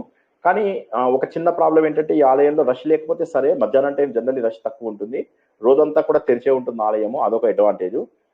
ఈ ఆలయం చాలా చిన్నది, కానీ మీకు ఖచ్చితంగా చూడవలసినటువంటి ఆలయము. దురదృష్టవశాత్తు ఏంటంటే చాలా మంది మాయాపురికి వెళ్ళి మాయాదేవి ఆలయాన్ని చూడరు. కాబట్టి మాయాదేవి ఆలయాన్ని చూసినట్టయితే మీకు లోపల లక్ష్మీదేవి, కామాక్షదేవి వీళ్ళందరూ కూడా కనిపిస్తారు. ఇది కాక మీకు ఆలయం చుట్టుపక్కల మళ్ళీ ఇందాక చెప్పిన దశమహావిద్యలలో కాళీ, తార, త్రిపుర సుందరి, చెన్నమస్త, మాతంగి, భైరవి, భువనేశ్వరి, భగమాలిక, ధూమావతి, కమలాత్మిక, ఈ 10 విద్యలు ఏవైతే ఉన్నాయో ఈ 10 విద్యలకు సంబంధించిన దేవతలను కూడా మీరు ఆలయంలో చూడవచ్చు. అమ్మవారి దర్శనం చేసుకున్న తర్వాత చిన్న ఆలయము చాలా అద్భుతంగా ఉంటుంది, జనాలు లేనప్పుడు చాలా ప్రశాంతంగా కూడా ఉంటుంది. అయితే చిన్న ప్రాబ్లం ఏంటంటే ఇక్కడ కూడా రష్ ఎక్కువ. బిల్వకేశ్వర ఆలయం లాగా మీకు అలా ప్రశాంతంగా ఉండే అవకాశం తక్కువ. అది కాక మెయిన్ రోడ్ కి కూడా కాస్త దగ్గరగా ఉంటుంది. ఆలయ ప్రాంగణం బాగానే ఉంటుంది, కాకపోతే ఆ మెయిన్ రోడ్ కి దగ్గరగా ఉండడం వల్ల ఏంటంటే కాస్త ట్రాఫిక్ ఇష్యూస్ అవి ఇవి కూడా ఉండే అవకాశం ఉంది. కాబట్టి కాస్త జాగ్రత్తగా ఉండి ఆ విధంగా మీరు ప్లాన్ చేసుకోండి. తర్వాత లంచ్ చేసేసి ఇక్కడి నుంచి చండీదేవి ఆలయంకి వెళ్ళండి. చండీదేవి ఆలయం ఇప్పుడు ఇది మానసాదేవి ఆలయం ఈ కొండ మీద ఉంటే, ఇటువైపు నీల పర్వతం మీద మీకు చండీదేవి ఆలయం ఉంటుంది. కాబట్టి మీరు డైరెక్ట్ గా ఈ ఎండ్ నుంచి ఇంకో ఎండ్కి వెళ్తున్నారు అనమాట. ఈ చండీదేవి ఆలయానికి వెళ్తున్నా కొద్ది మీకు రష్ తగ్గిపోతుంది. ఇందాక మాట్లాడుకున్నాను చండీ ఘాట్ అని, జ్ఞాపకం ఉంది కదా, ఆ చండీ ఘాట్కి వెళ్తారు. ఇక్కడ ఎవరు, చాముండ, చండాసురుడిని ముండాసురుడిని ఆవిడ చంపారనమాట. శుంభ నిశుంభ అని వీళ్ళు రాక్షసులు ఉంటే వాళ్ళ యొక్క సైన్యాధిపతులు ఈ చండాముండ. ఇది మనము భాగవతం తెలుసుకుంటున్నప్పుడు ఒకసారి మళ్ళీ క్లుప్తంగా తెలుసుకుంటాం ఆ కథని. ఆ చండాముండ ఎవరైతే ఉన్నారో వారిని చంపినటువంటి ప్లేస్ కాబట్టి ఆ చండీదేవి ఆలయం ఇక్కడ ఉంది. ఇది కూడా ఇందాకట్లాగే కేబుల్ కార్ లో వెళ్ళొచ్చు. అదృష్టం ఏంటంటే అస్సలు మీకు ఆ వెళ్ళే దారి అది కూడా చాలా బ్యూటిఫుల్ గా ఉంటుంది. నది ఒడ్డు మించి వెళ్తూ ఉంటారు. ట్రాఫిక్ ఉన్నా సరే ప్రశాంతత మాత్రం తగ్గదు. కాకపోతే చండీదేవి ఆలయంలో కూడా రష్ ఉండే అవకాశం ఉంది. కేబుల్ కార్లోనే వెళ్ళొచ్చు. కేబుల్ కార్ కంటే ఇంకా కొద్ది ముందే మీకు నడకదారి కూడా ఉంటుంది. నడకదారి చాలా బాగుంటుంది. ఓపిక ఉన్న వాళ్ళు తప్పకుండా నడకదారిలోనే చండీ ఆలయానికి వెళ్ళాలి అన్నది ఒకసారి ఆలోచించుకొని వెళ్ళండి. లేకపోతే కేబుల్ కార్ టికెట్ మీరు ఆల్రెడీ మానసాదేవి ఆలయంలో ఉన్నారు కాబట్టి ఇక్కడ కూడా కేబుల్ కార్ లో కొంటారు, కేబుల్ కార్ లో వెళ్ళిపోతారు. మీకు ఒక 1.5-2 minutes లో కేబుల్ కార్ మిమ్మల్ని బయటికి తీసుకెళ్తుంది. ఇక్కడ మీకు 2 దేవాలయాలు చూడాలి. ఒకటేమో చండీమాత ఆలయం చూస్తారు, తర్వాత అంజనాదేవి ఆంజనేయుని ఎత్తుకున్నటువంటి ఒక బ్యూటిఫుల్ ఆలయం ఇక్కడే ఉంటుంది అనమాట. ఈ రెండు కాస్త ఈ కొద్దిగా ఇటు పక్కకు ఉంటాయి అనమాట. కాస్త జాగ్రత్తగా ఒకటి రైట్ సైడ్ వెళ్ళాలి, ఒకటి లెఫ్ట్ సైడ్ వెళ్ళాలి. లెఫ్ట్ సైడ్ వెళ్ళిపోయి మళ్ళీ వాపస్ వెళ్ళిపోకుండా మీరు కాస్త లెఫ్ట్ రైట్ చూసుకుని ఈ 2 ఆలయాలను కూడా ఖచ్చితంగా చూడండి. చండీదేవి టెంపుల్కి వెళ్తే చండీదేవి, అంజనాదేవి ఇద్దరి ఆలయాలు కూడా చూసుకున్న తర్వాతే మీరు వెనకకి రావాలి. ఇక్కడ నుంచి మీకు ఇక ఫోటో తీసుకోవడానికి ఎన్ని అవకాశాలు ఉంటాయో చెప్పలేను. అసలు అద్భుతమైనటువంటి అవకాశాలు, చాలా చక్కగా ఫోటోలు తీసుకోవచ్చు. మొత్తం హరిద్వార్ మీకు ఈ మానసాదేవి ఆలయం నుంచి కనిపిస్తుంది, చండీదేవి ఆలయం నుంచి కూడా కనిపిస్తుంది. చాలా అద్భుతమైన ప్రదేశము. మళ్ళీ మీరు కేబుల్ కార్ ఎక్కేసి వెనక్కి రావచ్చు. ఒక్కసారి ఈరోజు చేసినవన్నీ మళ్ళీ ఒకసారి గుర్తు తెచ్చుకుందాం. పొద్దున మనం వెళ్ళి స్నానం చేసాము. అందులోపల అన్నిటికంటే ముఖ్యం చండీఘాట్ అని అనుకున్నాము. మీకు దగ్గరగా అది లేకపోతే శర్వానంద్ ఘాటు, సాలెగ్రామ ఘాటు, స్వామినారాయణ ఘాట్. స్వామినారాయణ అన్ని ఘాట్స్ లో కూడా మీకు సాయంత్రం పూట హారతి ఇస్తారు. Swaminarayan ghat is lot cleaner, Sarvananda ghat is second best ghat అని చెప్పేసి అక్కడ అనుకోవచ్చు. ఆ ఘాట్ లోపల మీరు స్నానాలు చేసిన తర్వాత మానసాదేవి ఆలయానికి వెళ్ళారు. మానసాదేవి ఆలయం నుంచి బిల్వకేశ్వర ఆలయానికి వెళ్ళారు. మానసాదేవి వాసుకి చెల్లెలు అని చెప్పేసి తెలుసుకున్నారు. సర్పము నాగులకు కావాల్సిన ఉన్నటువంటి భేదాలను కూడా తెలుసుకున్నారు. తర్వాత బిల్వకేశ్వర ఆలయానికి వచ్చారు. అక్కడి నుంచి మాయాదేవి ఆలయానికి వెళ్ళారు. ఈ మాయాదేవి ఆలయము, బిల్వకేశ్వర ఆలయము, మానసాదేవి ఆలయము అన్ని పక్కపక్కనే. కొండ దిగారంటే మానసాదేవి కొండ దిగారంటే పక్కనే బిల్వకేశ్వర ఆలయము, దానికి ఇంకొక 500 meters లోపల మాయాదేవి ఆలయం. కాబట్టి ఇవి మిస్ అవ్వకండి. చాలా మంది మీకు మానసాదేవి, చండీదేవి చూపిస్తారు, ఈ బిల్వకేశ్వర ఆలయం, మాయాదేవి ఆలయం చూపించారు. కాబట్టి ముందే వాడికి పర్ హెడ్ 200 rupees అని చెప్పి ఆటో మాట్లాడుకోండి. అక్కడ మీరు కార్లు అవి చచ్చినా తీసుకోకండి. వీలైనంత వరకు ఆటోలలోనే తిరగండి. ఎందుకంటే రష్ ఎక్కువ ఉంటుంది. అది కాక మీరు సాటర్డే సండే అయితే ఇక మీరు చెప్పకండి, రోడ్డు మీద అలా ఆగిపోతారు. మీరు నడుస్తే సూపర్ ఫాస్ట్ గా వెళ్తారు. కాబట్టి వీలైనంత వరకు ఆటోలో వెళ్ళడానికి ప్రయత్నం చేయండి. వీకెండ్ కాకుండా చూసుకోండి. అక్కడి నుంచి చండీదేవి ఆలయం. చండీదేవి ఆలయానికి వెళ్ళే దారి చాలా అద్భుతంగా ఉంటుంది. చండీ ఘాట్ వస్తుంది, కొండలు వస్తాయి. అక్కడ మీరు మళ్ళీ కేబుల్ కార్ లో పైకి ఎక్కచ్చు, నడుచుకుంటూ కూడా వెళ్ళొచ్చు. సీనిక్ వ్యూస్ చాలా అద్భుతంగా ఉంటాయి. పైకి వెళ్ళిన తర్వాత చండీమాత, తర్వాత ఆంజనేయ స్వామిని చూడొచ్చు. మెట్లు కూడా ఎక్కువ ఉండవు. చండీమాతకు ఒక 30-40 మెట్లు ఉంటాయి అంతే. ఆంజనేయ స్వామి దగ్గర ఇంకొక 20 మెట్లు 20-30 మెట్లు ఉంటాయి. కాస్త మెల్లగా నడుచుకుంటూ వెళ్తే చేయగలుగుతారు. ఏమీ కష్టం కాదు. ఒక్క మానసాదేవి మాత్రము మీరు కేబుల్ కార్ దొరకనట్లయితే మీకు చాలా ఇబ్బంది అవుతుంది. కేబుల్ కార్ దొరికితే మీకు మానసాదేవి ఆలయంలో కూడా నడక ప్రాబ్లం ఉన్న వాళ్ళు, మోకాళ్ళ ప్రాబ్లం ఉన్న వారికి ఏ విధమైన ఇబ్బంది లేదు మానసాదేవి ఆలయంలో. చండీదేవి ఆలయంలో మాత్రం ఒక 30-40 మెట్లు నడవాల్సినటువంటి అవసరం ఉంటుంది. చండీదేవి, ఆంజనేయ స్వామి, అంజనాదేవి కూడా. ఇది మెయిన్. ఇక్కడ ఏంటంటే ఈ శంకరాచార్య స్థాపించినటువంటి ఆలయమే ఈ చండీ ఆలయము అన్నటువంటి ఒక నమ్మకం కూడా ఉంది. శంకరాచార్య ఇక్కడికి వచ్చారు అనేటటువంటి నమ్మకం కూడా ఉంది. సమయం ఉన్న వాళ్ళు వస్తూ వస్తూ దీనికి కింది కాస్త వచ్చినట్టయితే కార్లో కానీ మీరు ఆటోలో కానీ వస్తుంటే చండీఘాట్ దగ్గర ఒక 5 మినిట్స్ ఆపమని చెప్పేసి కాస్త అక్కడ ప్రకృతి అందాలని ఆస్వాదించండి. ఇక 3వ రోజు మళ్ళీ ఎప్పట్లాగే పొద్దున్నే వెళ్ళి చల్ల నీళ్ళల్లో స్నానం చేయండి. ఐసు గడ్డల్లో ఓపిక ఉన్న వాళ్ళు మాత్రమే చెయ్యాలి. ఇది ఎలా పడితే అలా స్నానం చేశారంటే ఇక్కడికి వచ్చి అడ్డం పడతారు. కాబట్టి చల్ల నీళ్ళు ఉంటాయి కాబట్టి అక్కడ స్నానం చేసేసి బ్రేక్ఫాస్ట్ చేసేసి ఈ కింద చెప్పిన ప్లేస్లు ఏవైతే ఉన్నాయో ఇవన్నీ ఆటో వాడికి ఇచ్చేయండి, వాడు తీసుకెళ్తాడు. ఇది సుమారుగా మీకు 100 నుంచి 150 రూపాయల పట్టచ్చు. ఒక్కొక్కరికి 7-6 ఎక్కచ్చు ఒక్కొక్క ఆటోలో సుమారుగా. కాబట్టి మీరు ఏం చేస్తారంటే ఇందులో ముఖ్యమైనది ఏంటంటే పవన్ ధామ్ అనేది అద్భుతమైనటువంటి మోడర్న్ కన్స్ట్రక్షన్. ఇప్పుడు ఇక్కడ మీకు కనిపిస్తున్న ఆలయాలలో ఏవైతే ఉన్నాయో మీకు స్క్రీన్ మీద కనిపిస్తున్న ఆలయాలు ఇవన్నీ కూడా మోడర్న్ కన్స్ట్రక్షన్సే. ఇవి మీకు పురాణాలకి వాటికి సంబంధించినవి ఏవి కావు, ప్రాచీన దేవాలయాలు కూడా కావు, కానీ చాలా రోజులుగా ఉన్నాయి. మోడర్న్ కన్స్ట్రక్షన్స్, అద్భుతమైనటువంటి ఆలయాలు ఇవన్నీ. వీలున్న వాళ్ళు తప్పకుండా చూడండి. లేదు మాకు 2 రోజులే హరిద్వార్లో టైం ఉంది అంటే ఇవి మీరు శుభ్రంగా స్కిప్ చేసేసేయచ్చు. ఇవన్నీ కూడా మోడర్న్ కన్స్ట్రక్షన్స్. ఇందులో అద్దాల మేడ ఉన్నటువంటి పవన్ ధామ్ అనేటటువంటిది, ఇవన్నీ అద్దాలు. ఇక్కడ ఉన్నవన్నీ కూడా అద్దాల భవనము. ఎంత అద్భుతంగా ఉంటాయో అసలు అందులోపల చెప్పలేము మనం. విగ్రహాలు కానీ అవి కానీ అసలు ఇంకా మనకు కనీసం ఇక్కడ 40-50 నిమిషాలు స్పెండ్ చేయవచ్చు. ఈ పవన్ ధామ్ పక్కనే రామ్ దర్బార్ అని ఉంటుంది, అదొక 10-15 నిమిషాలు స్పెండ్ చేయొచ్చు. అక్కడి నుంచి మీరు శక్తి కుంజ ఆశ్రమం అని ఒకటి ఉంటుంది. ఇక్కడ ఒక విషయం నేను మీకు చెప్పాలనుకుంటున్నాను. మీకు హరిద్వార్లో కానీ ఋషికేశ్లో కానీ మీరు ఆశ్రమాలలో ఫోన్ చేసి వాళ్ళ దగ్గర అకామిడేషన్ ఉంటే ఉండొచ్చు. ఆశ్రమాలు అంటే మనం సినిమాలో చూసినట్టుగా పక్షులు, తర్వాత ఈ గడ్డితో చేసినటువంటి పర్ణశాలలు, కుటీరాలు ఉండవు. మామూలు బిల్డింగ్సే విత్ వెస్టర్న్ టాయిలెట్స్ అవి కూడా ఉంటాయి. మంచి వాటర్, రన్నింగ్ వాటర్ ఫెసిలిటీ, భోజనాలు, బ్రేక్ఫాస్ట్, లంచ్, డిన్నర్లు ఇచ్చేవే ఉంటాయి ఆశ్రమాలు. కొన్ని చోట్ల బేసిక్ డొనేషన్స్ మాత్రం తీసుకుంటారు. కొన్ని చోట్ల రూమ్ కి 500 నుంచి 1000 రూపాయల వరకు తీసుకుంటారు. వీలైతే ఆశ్రమాలలో ఉండండి, లేకపోతే హోటళ్లలో ఉండండి. ఎన్ని ఆశ్రమాలు ఉన్నాయంటే నేను చెప్పలేను. మీరు జస్ట్ అకామిడేషన్ ఇన్ హరిద్వార్ అని కొడితే మీకు 100 ఆశ్రమాలు వస్తాయి.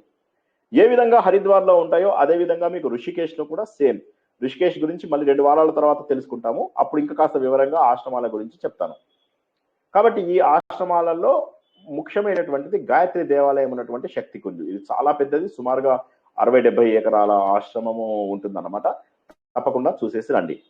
తర్వాత ఈ ఊర్లో ఒక విభిన్నమైనటువంటి కన్స్ట్రక్షన్ తోటి భరత్ మాతా టెంపుల్ అని చెప్పేసి ఉంది. ఇది ఇందిరాగాంధీ సమయంలో స్థాపించారు. దాదాపుగా అందరూ చీఫ్ మినిస్టర్స్, అందరూ ప్రైమ్ మినిస్టర్స్ ఒక్కసారైనా ఈ ఆలయానికి వెళ్ళారు. ఈ ఆలయం ఏంటంటే 7-8 అంతస్తులు ఉంటుంది, నాకు ఎగ్జాక్ట్లీ జ్ఞాపకం లేదు. కానీ లిఫ్ట్ తీసుకొని వెళ్ళిపోవచ్చు మీరు. డైరెక్ట్ గా 2 రూపీస్ లిఫ్ట్ కి డైరెక్ట్ గా 8వ అంతస్తుకి వెళ్ళిపోతారు మీరు. అక్కడి నుంచి ఒక్కొక్క అంతస్తులో ఉన్న దేవతలను చూసుకుంటూ వస్తారు అనమాట. ఇది ఎలా అంటే కాలనీ చూసిన వాళ్ళకి తెలుసు కదా, 6 అంతస్తులలో 6 దేవతలను ఎలా అయితే శంకరాచార్య ప్రతిష్ఠించారో very similar, very very very similar.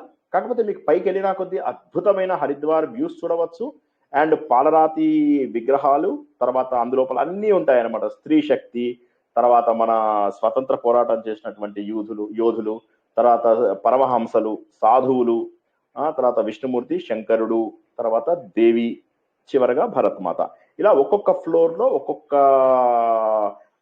Theme తోటి మీకు చక్కటి ఆలయాలు ఉంటాయి. తప్పకుండా చూడవలసినటువంటి టెంపుల్ భరత్ మాత టెంపుల్. కాకపోతే నేను ఇంతకు ముందు చెప్పినట్టే ఇది మోడర్న్ టెంపుల్. దీని పక్కనే ఇండియా టెంపుల్ అని, వైష్ణోదేవి టెంపుల్ అని ఉంటాయి. ఈ లైన్ లో ఒక 50 టెంపుల్స్ ఉంటాయి. ఇక మీరు మీరు చూడగలిగే అన్ని చూడవచ్చు.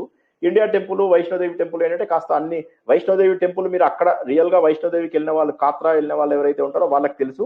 వెరీ సిమిలర్, ఇది అలాగే ఉంటుంది. కాస్త గుహలోంచి వెళ్తున్నట్టుగా ఉంటుంది. చివరికి ఆ 3 పిండ రూపంలో, అండ రూపంలో ఉన్నటువంటి ఆ ముగ్గురు అమ్మవార్లని కూడా చూడడానికి చాలా బాగుంటుంది. టైం ఉన్న వాళ్ళు మాత్రమే వెళ్ళండి, ఎక్కువ రోజులు ఉండే వాళ్ళు, లేకపోతే ఓపిక సరిపోదు. అవి చూడండి, చూడగలిగితేనే చూడండి. లేకపోతే సప్తర్షి ఆశ్రమం మాత్రం మస్ట్ వాచ్. ఇది మన శక్తి కుంజు ఇందాక ఎలా అయితే వెళ్ళామో అలాగే సప్తర్షి ఆశ్రమం, ఇది కూడా అద్భుతం. హరిద్వార్ లో ఒకటే జ్ఞాపకం ఉంచుకోండి, ఊరు మధ్యలో పిచ్చ రష్యు. ఊరు దాటారంటే ఎంత ప్రశాంతంగా ఉంటుందంటే మీకు ఏ మోక్షపురిలోనూ అంత ప్రశాంతత రాదు మీకు. అంత అద్భుతమైనటువంటి ప్రశాంతత గంగ ఒడ్డున అంత ప్రశాంతత లభించడం అనేది మీకు చాలా కష్టం. కాకపోతే కాస్త ఊరుకు దూరంగా వెళ్తూ ఉండాలన్నమాట. అందులోపల ఈ సప్తర్షి ఆశ్రమం అని ఉంటుంది. ఇందులోపల కూడా మీకు సప్తర్షి దేవాలయం ఉంటుంది, రాముడి దేవాలయం ఉంటుంది, గణేష్ దేవాలయం ఉంటుంది. ఇలా రకరకాల దేవాలయాలు లోపల ఉంటాయి. చక్కగా నడుస్తూ ఉంటారు, ఎక్కడ చూసినా కూడా వృక్షాలు అవి ఇవి. లోపల ఇది ఆశ్రమం, పేరుకే ఆశ్రమం, అన్ని కూడా కుటీరాలు అంటాడు, కానీ అవి సిమెంట్ కన్స్ట్రక్షన్సే, మామూలు మన రెగ్యులర్ కన్స్ట్రక్షన్సే అన్నమాట. కాటేజెస్ చాలా అద్భుతంగా ఉంటాయి. ఇందులోపల కూడా వీలైన వారు బస చేయండి. లేదా మీరు గ్రూప్ గా వెళ్ళేటట్టయితే మీరు ఏం చేస్తారంటే ముందే సప్తర్షి ఆశ్రమం వాళ్ళతోటి మాట్లాడుకొని అందులోపల మీరు కొన్ని కాటేజెస్ బుక్ చేసేసుకోండి. ఏదైనా ఫంక్షన్ లాంటివి చేసుకోవడానికి కూడా అద్భుతమైన ఫెసిలిటీస్ ఉన్నాయి. Water facilities are excellent. మీకు అసలు ఎక్కడ ఏ ఇబ్బంది జరగదు సప్తర్షి ఆశ్రమం. ఈ సప్తర్షి ఆశ్రమం నుంచి ఇవన్నీ ఒకే లైన్ అనమాట నేను చెప్తున్నది. ఈ సప్తర్షి ఆశ్రమం నుంచి ఇంకా కాస్త ముందుకు మీరు వెళ్ళారంటే ఈ గీతా టెంపుల్, గీతా భవన్, గీతా మందిర్ అని ఒకటి ఉంది. అది కూడా పాలరాతితో చేసినటువంటి అద్భుతమైన మోడర్న్ కన్స్ట్రక్షన్. దానికి ఆపోజిట్ లోనే మీకు పరమార్థ టెంపుల్ ఒకటి ఉంటుంది. ఆ టెంపుల్ మీకు గంగ ఒడ్డునే ఉంటుంది. అందులో మీకు పెద్ద పెద్ద నవగ్రహాలు ఉంటాయి. మొత్తం గ్రానైట్ కన్స్ట్రక్షన్. అసలు ఈ గీతా టెంపుల్, ఈ పరమార్థ టెంపుల్ రెండు పక్క పక్కనే కూడా ఉండడం. ఇవే టెంపుల్స్ పేర్లతోటి మీకు రిషికేష్ లో కూడా ఉంటాయి. ఈ టెంపుల్స్ మాత్రము హరిద్వార్ లో అత్యద్భుతం. రష్ ఉండదు, గంగ ఒడ్డునే ఉంటాయి. అండ్ ఎంత బాగుంటాయో, కంప్లీట్ మోడర్న్ కన్స్ట్రక్షన్. చాలా చాలా చాలా చాలా అద్భుతమైన దేవాలయాలు. ప్రశాంతత. అదృష్టవశాత్తు ఎవరు ఉండరు కాబట్టి మీకు ఈ ప్లేస్లలో కూడా మీకు అకామిడేషన్ ఇచ్చే అవకాశం ఉంది. కాబట్టి మీరు జస్ట్ వాళ్ళ వెబ్సైట్కి వెళ్ళిపోయి ఈ పేరు కొట్టేసి వాళ్ళ వెబ్సైట్కి వెళ్ళి అక్కడ రూమ్స్ ఉన్నాయేమో అడిగి దొరికితే అది చాలా అదృష్టం. హోటల్స్ అయితే చెప్పలేదు, కుప్పలు తెప్పలు ఉన్నాయి. మీకు 1000 రూపీస్, 500 రూపీస్ నుంచి మొదలెడితే మీకు 10,000 రూపీస్ వరకు మీకు ఏ హోటల్ కావాలంటే ఆ హోటల్ మీకు హరిద్వార్లో దొరుకుతుంది అనమాట. ఓకే, అది కాకపోతే మీరు వీలైనంత వరకు ఏంటంటే హరికి పోడి అనే ఏరియా ఏదైతే మనం మొట్టమొదటి ఫోటోలో చూసామో దానికి దగ్గరగా ఉన్న అకామిడేషన్స్ ఏమన్నా చూసుకోండి. అక్కడ కూడా బోలెడు ఆశ్రమాలు ఉన్నాయి. ఆ ఆశ్రమాలలో ఏదో ఒకటి మీరు ఏమని కొడతారంటే ఆశ్రమాస్ నియర్ హరికి పోడి అని కొట్టండి. మీకు అందులోపల ఏది ఉంటే వాళ్ళ దగ్గర, ఎవరి దగ్గర ఉందంటే వాళ్ళ దగ్గర మీరు అకామిడేషన్ తీసుకోండి. తీసుకున్న తర్వాత అక్కడ మీకు హరికి పోడి దగ్గర అయితే మీకు ఏమైతుందంటే మెయిన్ ఇంపార్టెంట్ పాయింట్ అదే కాబట్టి అక్కడ స్నానం చేయాలి మీరు, అక్కడ హారతి చూడాలి, అక్కడ మీకు ఒకరు ఫస్ట్ డే నాడు స్పెండ్ చేస్తారు కాబట్టి ఖచ్చితంగా అక్కడ మీకు అకామిడేషన్ ఉంటే చాలా మంచిది. మిగతావన్నీ కూడా మీరు ఆటోలో వెళ్ళిపోవచ్చు. ఆ దారిలోంచి వెళ్ళేటప్పుడు కాస్త రష్ ఉంటుంది, దాటారంటే ప్రశాంతత. కాబట్టి మీరు అలా ప్లాన్ చేసుకొని ఇంకా చాలా ఉన్నాయి. చేసిన తర్వాత లంచ్ చేసుకుని ఇంకా వచ్చేసేసి ఈ మీకు ఓపిక ఉన్నట్లయితే, టైం ఉన్నట్లయితే పతంజలి ఆశ్రమం అక్కడికి ఒక 30 కిలోమీటర్లు ఉంటుంది. ఆటో వాడు సుమారుగా ఒక ఆటోకి 700-800 రూపాయలు తీసుకుంటాడు. 1000 రూపాయలు కూడా తీసుకునే అవకాశం ఉంది. లేదా మీరు ఓలాలు దొరుకుతాయి అక్కడ. ఊబర్ నాకు జ్ఞాపకం లేదు, ఓలాలు దొరుకుతాయి. ఓలా కూడా చేసుకుని పతంజలి ఆశ్రమంకి వెళ్ళొచ్చు. ఎవరికైనా ప్రత్యేక అవసరాలు ఉంటేనే మీరు వెళ్ళండి పతంజలి ఆశ్రమంకి. లేకపోతే అది మన గాంధీ హాస్పిటల్ లాగా అట్లా ఉంటుంది. బయట నుంచి బిల్డింగ్ మాత్రం అత్యద్భుతము, కానీ లోపల సర్వీసెస్ అంతా బాగోవు. కాకపోతే ఇక్కడ కూడా మీకు ఏంటంటే అకామిడేషన్స్ అవి 500 to 1000 రూపీస్ లో మీకు ఏసీ నాన్ ఏసీలు వస్తాయి. అక్కడ కూడా మీరు ఉండే అవకాశం ఉంది. ఈ పతంజలి ఆశ్రమం యోగపీఠ అంటారు. దీని పక్కనే వాళ్ళ యూనివర్సిటీ ఉంది, వాళ్ళ లోపలే వాళ్ళ వస్తువులు అమ్మేటటువంటి మార్ట్ ఉంది, ఇవన్నీ కూడా ఉంటాయి. లోపల వాళ్ళ హాస్పిటల్ ఉంది, వాళ్ళ భోజనాలయం ఉంది. ఆ భోజనాలయంలో ఎక్స్ట్రీమ్లీ స్లోగా సప్లై చేస్తారు వాళ్ళు. ఏ హాస్పిటల్లో కూడా అంత స్లోగా మనకు భోజనం పెట్టరు. సో దాంతో విసుగు వచ్చేస్తుంది. బట్ సమయం ఉన్న వాళ్ళు పతంజలి ఆశ్రమం అది మెయిన్ ప్లేస్ కాబట్టి వీలున్న వాళ్ళు అక్కడికి కూడా వెళ్ళొచ్చు. మీకు హరికి పోడికి దగ్గరలోనే ఈ ఇస్కాన్ టెంపుల్ కూడా ఉంటుంది. ఇస్కాన్ టెంపుల్ దాదాపుగా మీకు అన్ని ఊర్లలో ఉంటుంది. ముఖ్యంగా ఈ మోక్షపుర్లలో ఖచ్చితంగా ఉంటుంది. వీలుంటే తప్పకుండా మీరు చూడండి. ఈ విధంగా హరిద్వార్ని మీరు బాగా కవర్ చేయొచ్చు. ఇది మీకు ఇంతకుముందు చెప్పినట్టుగా హరిద్వార్ చాలా అద్భుతమైనటువంటి ప్లేసు. ఇది సప్త మోక్షపుర్లలో ఒకటి, తర్వాత కుంభమేళా జరిగే 4 ప్లేసుల్లో ఒకటి, తర్వాత గంగ ప్రయాణం చేసి రిషికేష్ హరిద్వార్కి వస్తుంది. కాబట్టి ఇది గంగా ద్వారం. విష్ణుమూర్తి పాదం పెట్టాడు కాబట్టి విష్ణు ద్వారము. ఇక్కడి నుంచే మీకు బద్రికి కేదార్కి వెళ్తారు. కాబట్టి హరికి హరుడికి కూడా దగ్గర అయ్యేది ఇదే. కాబట్టి ఈ ప్రదేశాలకు మీరు ఈ హరిద్వార్కి వెళ్ళినట్టయితే మీరు చాలా చాలా చాలా విషయాలు తెలుసుకోవచ్చు, చూడవచ్చు. నేను ఇంతకుముందు చెప్పినట్టుగా ఇందాక శివుడి గురించి చెప్పినప్పుడు మనము సతీదేవిది దక్షయజ్ఞం గురించి తెలుసుకున్నాము. తర్వాత పార్వతీదేవి శివుడి గురించి తపస్సు చేసినటువంటి ప్లేస్ తెలుసుకున్నాము. ఋషికేష్కి వచ్చారనుకోండి, ఋషికేష్ లోపల ఇంకా 2 ప్లేసులు దొరుకుతాయి మీకు. అక్కడ అది మనం వచ్చే 2 వారాల్లో తెలుసుకుంటాము. అక్కడ అమృత మదనం జరిగినప్పుడు శివుడు ఆ కాలకూట విషయాన్ని తన గొంతులో వేసుకుంటాడు. అందుకే అక్కడ నీలకంఠ మహాదేవ్ అని ఒక ప్లేస్ చూస్తాము. తర్వాత భూతనాథ్ టెంపుల్ అని ఒకటి ఉంటుంది. అక్కడ ఏంటంటే మనకు పెళ్లికి మామూలుగా ఊరేగింపు చేస్తూ ఉంటారు కదా, ఆ ఊరేగింపు చేసినప్పుడు మనకు వెళ్తూ వెళ్తూ వెళ్తూ మధ్య లోపల బారాత్ ఆపుతారు కదా, అలాగే శివుడి బారాత్ అక్కడ కొద్దిసేపు ఆపుతారు అన్నమాట. ఆ ఆపినటువంటి ప్లేస్ ని భూతనాథ్ అని చెప్పేసి అంటారు. అది కూడా అద్భుతమైనది, అది ఋషికేష్ లో ఉంటుంది. తర్వాత ఇంకా కాస్త ముందుకెళ్ళిపోయి మీరు కేదార్ దాకా వెళ్ళినట్టయితే అక్కడ పార్వతీదేవి, ఎవరైతే సతీదేవి యొక్క తర్వాత జన్మను ఆవిడ శివుణ్ణి పెళ్లి చేసుకున్నటువంటి ప్లేస్, దాన్ని త్రియోగి నారాయణ అంటారు. అప్పుడు వెలిగించినటువంటి హోమగుండం ఇప్పటికీ కూడా మీకు వెలుగుతూ కనిపిస్తూ ఉంటుంది. అక్కడికి వెళ్ళి మరోసారి కూడా పెళ్లి చేసుకోవచ్చు పెళ్ళైన వాళ్ళు ఒకే భార్యని. సో అలాగా మీకు అవకాశం ఉంది. ఈ విధంగా మీకు ఎన్నో మన పురాణాలలో తెలుసుకున్నటువంటి గొప్ప విషయాలన్నీ కూడా ప్రత్యక్షంగా కళ్ళ ముందు చూస్తారు. ఋషికేష్ కూడా తెలుసుకున్నప్పుడు మీకు ఇంకా హరిద్వార్ ఋషికేష్ 2 కలుపుకుని యాత్ర తప్పకుండా చేయాలి. అందుకే ఇది 6 రోజుల హరిద్వార్ ఋషికేష్ యాత్ర అని చెప్పాను. జనరల్ గా ఏమవుతుందంటే మీకు ఎవరైనా ట్రావెల్ వాళ్ళు తీసుకెళ్తే 1.5 days పెడతారు అంతే. అందులో ఏమీ కవర్ కాదు. అసలు ఆ ప్లేస్ లో ఉన్నటువంటి అందాన్ని చూడాలంటే నేను చెప్పినట్టుగా ఇవ్వాలి. నేను ఇప్పటికి ఒక 15-20 సార్లు వెళ్ళి ఉంటాను. ఎంత అద్భుతమైన ప్లేసో హరిద్వార్ నేను చెప్పలేను. నాకు వీలుంటే హరిద్వార్ లో డెహ్రాడూన్ లో ఒక 1 year లో సెటిల్ అవుదామని కూడా ప్లాను, భగవంతుడి కృప. సో మోస్ట్ ప్రాబబ్లీ అవుతుంది అని ఆశిస్తున్నాను. సో ఇప్పటి వరకు అది మనం మొత్తం మీద అన్ని తెలుసుకున్నాము. ఇప్పుడు మనకి ఏమైనా ప్రశ్నలు ఉంటే ఒకసారి అవి చూసుకుందాం. మీకు యాత్రకు సంబంధించినటువంటి ప్రశ్నలు కానీ, ఇంకా మీరు ఇంకేమన్నా మీకు స్పెసిఫిక్ క్వశ్చన్స్ కానీ ఏమన్నా ఉంటే ఒక్కసారి అవి చెప్తే వాటిని కూడా మనము తెలుసుకోవడానికి ప్రయత్నం చేద్దాం అన్నమాట. ఎవరికైనా ఏమన్నా ప్రత్యేకమైనటువంటి ప్రశ్నలు ఉంటే చలి బాగుంటుంది. నేను అది లాస్ట్ స్లైడ్ లో మెన్షన్ చేశాను. యాక్చువల్ గా ఎండాకాలంలో ఎండ, చలికాలంలో చలి చాలా ఉంటుంది. సో కాబట్టి కాస్త జాగ్రత్తగా ఉంటేనే బెటర్. ఎందుకంటే మీకు చలి ప్రాంతాలు ప్లస్ హిమాలయాలు కూడా మీకు నీళ్లు చల్లగా ఉండడమే కాకుండా ఆ ప్లేస్ కూడా చాలా చల్లగా ఉంటుంది. కాబట్టి మీరు ఏంటంటే కొద్దిగా జాగ్రత్తగా వెళ్ళాలి. మీకు మే తర్వాత ఏప్రిల్, మే, జూన్ లో వెళ్ళేటట్టయితే వేడి ఉంటుంది. మీరు నార్మల్ జూన్, జూలై వరకు కూడా మీకు, ఆగస్ట్ వరకు కూడా పర్వాలేదు. జూలై, ఆగస్ట్ లో వర్షాలు పడుతూ ఉంటాయి, మీకేం కాదు. సెప్టెంబర్ నుంచి చలి స్టార్ట్ అవుతూ ఉంటుంది. సెప్టెంబర్ లో కూడా మీకు వామ్ క్లాతింగ్ అవసరం లేదు. అక్టోబర్ నుంచి మీకు ఇంకా చల్లదనం పెరుగుతూ ఉంటుంది. జనవరి అలా వచ్చిందంటే పిచ్చి గాలులు, చల్లటి ప్రాంతం అన్నమాట. సో కాస్త జాగ్రత్తగా ఉండడం ఖచ్చితంగా ఉన్నతము. మళ్ళీ మీకు మే, జూన్ ఈ టైం లోపల ఎలా ఉంటుందంటే ఏప్రిల్, మే, జూన్లలో కాలిపోతుంది అన్నమాట. అగ్నిగుండంలో ఉన్నట్టుగా ఉంటుంది. ఒళ్ళంతా భగ భగ భగ. మీరు ఏసీ వేసుకోండి, ఫ్యాన్ వేసుకోండి, మీకు మళ్ళీ రోడ్డు మీదకి రాగానే మళ్ళీ భగ భగ తప్పదు. కాబట్టి ఎండ ఎక్కువే, మీకు చలి కూడా ఎక్కువే. జై శ్రీకృష్ణ. పీపీటీ ఒకసారి షేర్ చేయరా? తప్పకుండా ఇప్పుడే షేర్ చేస్తాను. ప్లస్ ఇది రికార్డింగ్ కూడా షేర్ చేస్తాను, పీపీటీ కూడా ఇప్పుడే మీకు గ్రూప్ లో పెడతాను.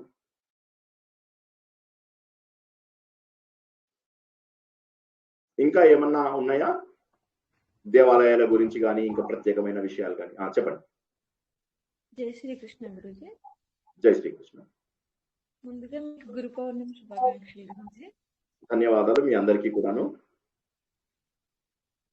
క్వశ్చన్ అయితే ఏం లేదు గురుజీ, చాలా బాగుంది. అసలు హరిద్వార్ ఎన్నిసార్లు వెళ్ళినా తక్కువే. తప్పక వెళ్ళండి. అంటే నేను నిజం చెప్తున్నాను. ఇప్పుడు మీరు సౌత్ ఇండియాలో మనకు మామూలుగా ఏంటంటే తిరుపతి, శ్రీశైలము, షిరిడి ఇవి మనం ఎక్కువగా చూడడానికి ఇష్టపడతాము.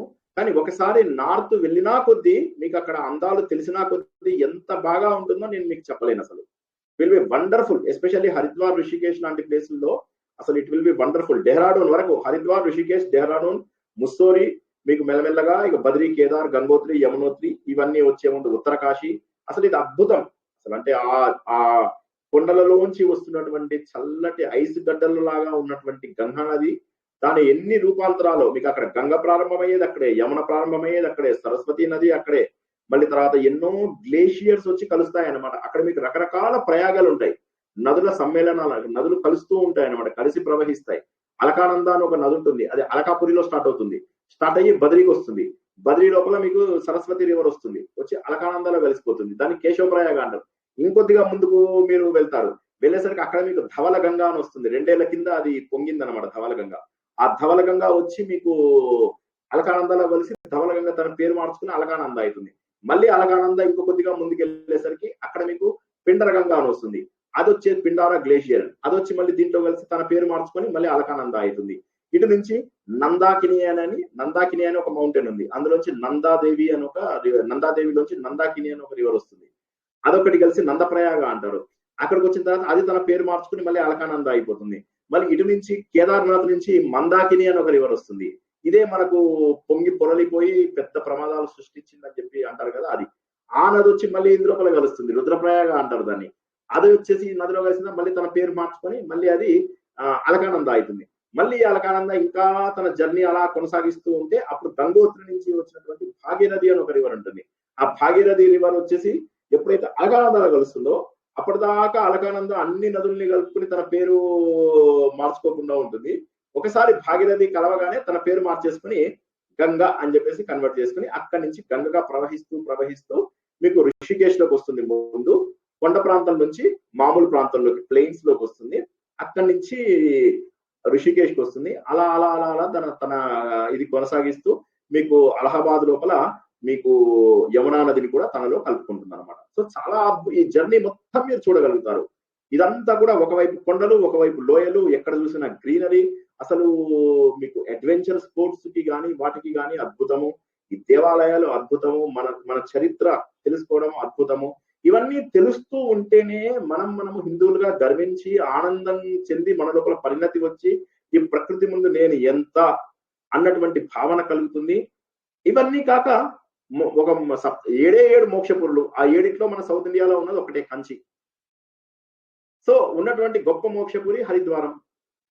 సో తప్పకుండా అందరూ కూడా హరిద్వార్ వెళ్ళని వారు ప్లాన్ చేసి మరి హరిద్వార్కి వెళ్ళండి. జై శ్రీకృష్ణ. గురుజీ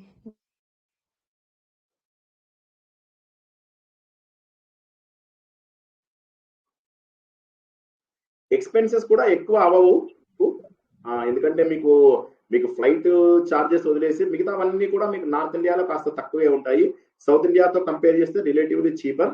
మీకు భోజనాలు అవి కూడా చాలా చోట్ల మీకు ఫ్రీగా ఉంటుంది, ఆశ్రమాలలో ఎస్పెషల్లీ.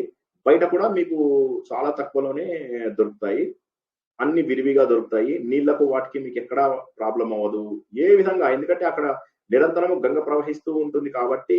అద్భుతమైన హిమాలయాలలో మీరు విహారం చేయడానికి మొట్టమొదటి మెట్టు మీకు హరిద్వార్ అన్నమాట, హరిద్వార్ ఋషికేశ్. వచ్చే వారం ఋషికేశ్ గురించి తెలుసుకున్నప్పుడు మీరు అసలు ఆశ్చర్యపోతారు, ఎన్ని కొత్త దేవాలయాల గురించి మనం అక్కడ తెలుసుకుంటామో లెక్కలేదన్నమాట. రాముడు, లక్ష్మణుడు, భరతుడు, శత్రుఘ్నుడు, ఈ దేవాలయాలన్నీ కూడా మీకు అక్కడ కనిపిస్తాయి. ఇందాక చెప్పిన భూతనాథ్ ఆలయము, నీలకంఠ మహాదేవుడు ఆలయము, తర్వాత కుంజాపురి అని చెప్పేసి ఒక అద్భుతమైనటువంటి శక్తిపీఠం ఉంది. ఇవన్నీ కూడా ఏంటంటే మీకు జనరల్ గా మీరు హడావిడిగా ట్రావెల్ ఏజెంట్ తో వెళ్తే వాళ్ళు ఏమీ చూపించరు. మీకు ముందు డైరెక్ట్ గా శక్తి కుంజ్ లాంటిది ఏదైనా ఒక ఆశ్రమం చూపిస్తారు, మీకు హరికి బోడి చూపిస్తారు, మానసాదేవి, చండీదేవి 2 చూపిస్తారు, వెనక్కి తీసుకొచ్చేస్తారు. ఇప్పుడు నేను చెప్పినటువంటివన్నీ చూడాలంటే మీ అంతటా మీరు కాస్త ఎక్స్ప్లోర్ చేసుకుని చూసినట్టయితేనే మీకు వీలవుతుంది. లేకపోతే అంత గొప్ప ప్లేస్కి వెళ్ళి ఇంపార్టెంట్ అన్ని మిస్ అయిపోయి వస్తారన్నమాట వెనక్కి.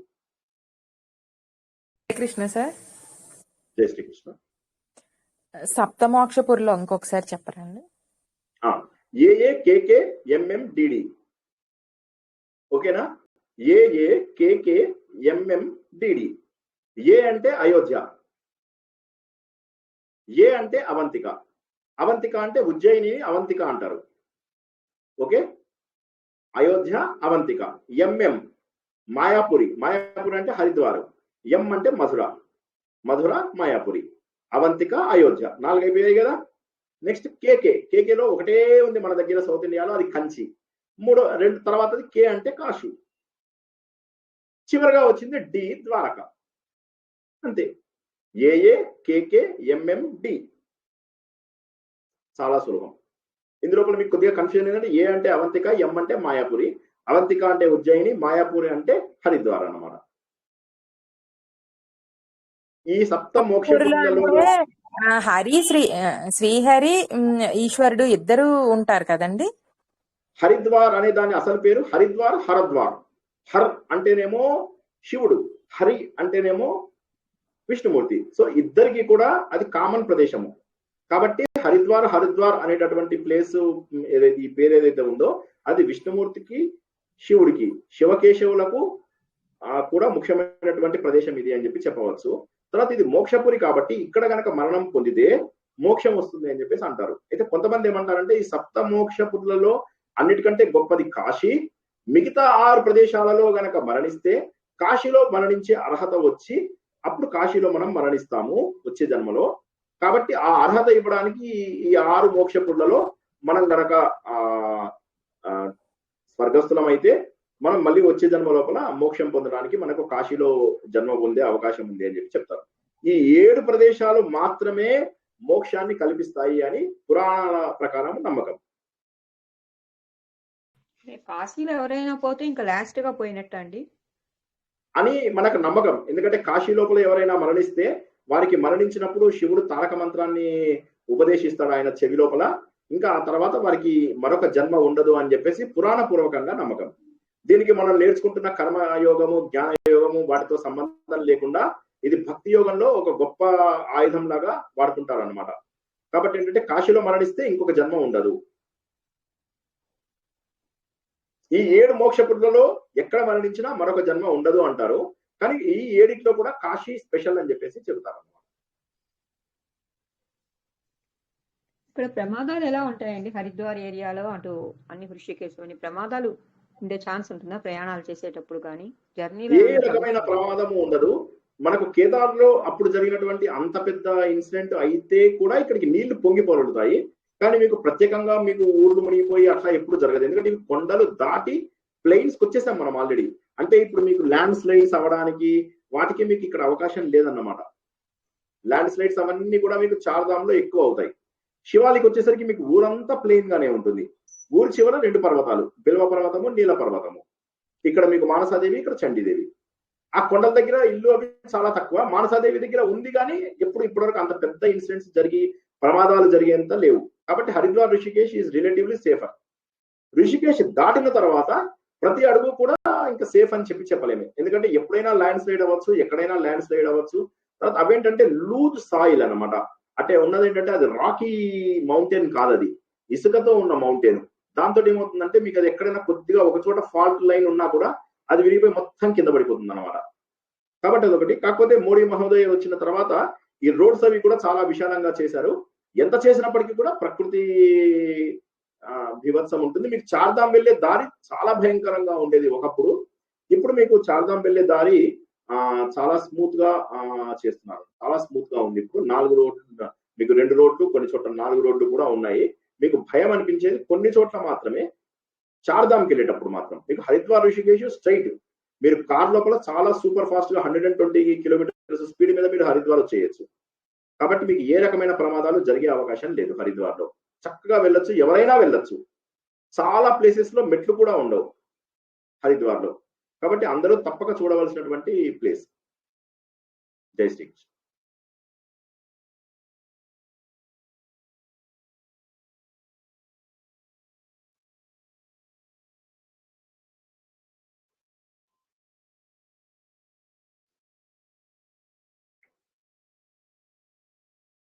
ఓకే, సో ఇంకా ప్రశ్నలు ఏమీ ఉన్నట్లేవు. ఒక చిన్న అనౌన్స్మెంట్ ఏంటంటే త్వర లోపల భగవద్గీత శ్లోకాలు నేర్చుకునే వారి కోసము, అంటే ఇందులో ఆల్రెడీ చాలా మంది నేర్చుకున్న వాళ్ళు ఉన్నారు. ఎవరైనా కొత్త వాళ్ళ కోసం కానీ తర్వాత నేర్చుకున్న వాళ్ళకి రివిజన్ కోసం కానీ భగవద్గీత శ్లోకాల పారాయణం కూడా నేర్పించడానికి ప్రణాళిక చేస్తున్నాము.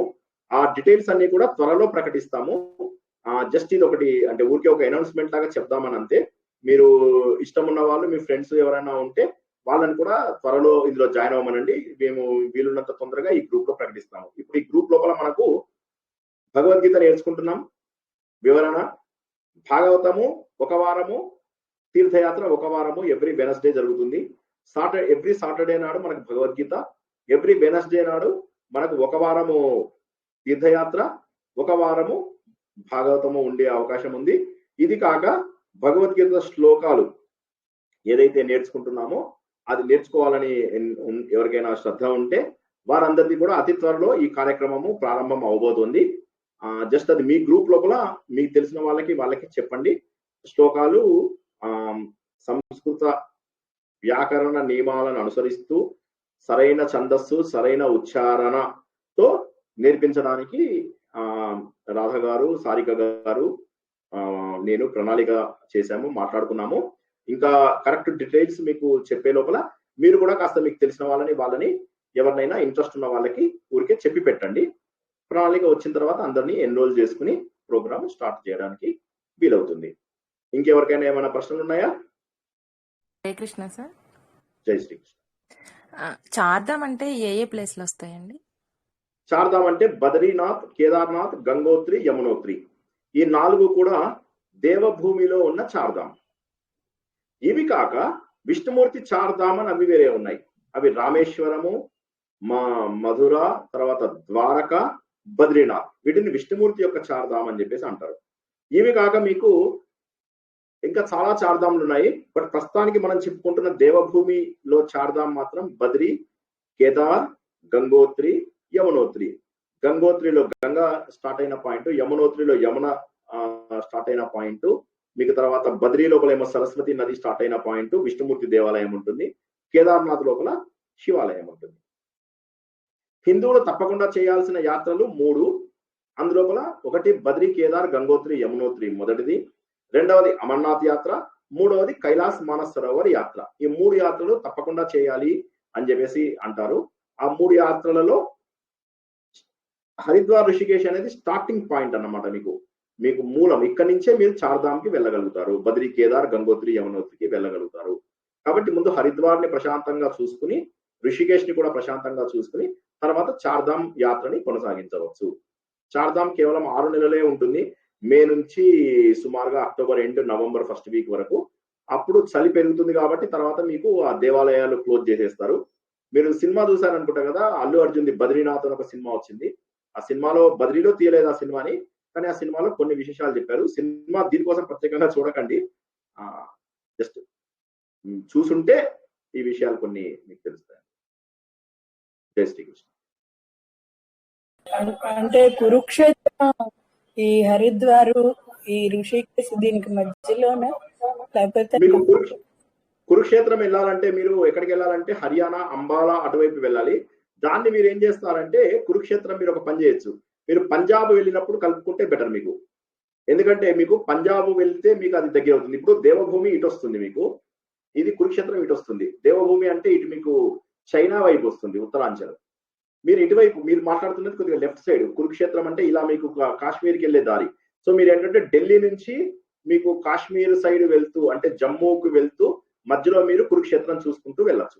కురుక్షేత్రము, చండీగఢ్, జలియన్ వాలా బాగ్, ఆ తర్వాత అమృత్సరు, ఆ తర్వాత కాత్రా అంటే వైష్ణోదేవి, ఇలా వెళ్తూ మీరు అమర్నాథ్ కి వెళ్ళేటప్పుడు మీరు అవన్నీ చూసుకుంటే ఈజీ అవుతుంది మీకు. హర్యానా అంబాలా అని దానికి దగ్గరలో ఉంటుంది కురుక్షేత్రం. జై శ్రీకృష్ణ.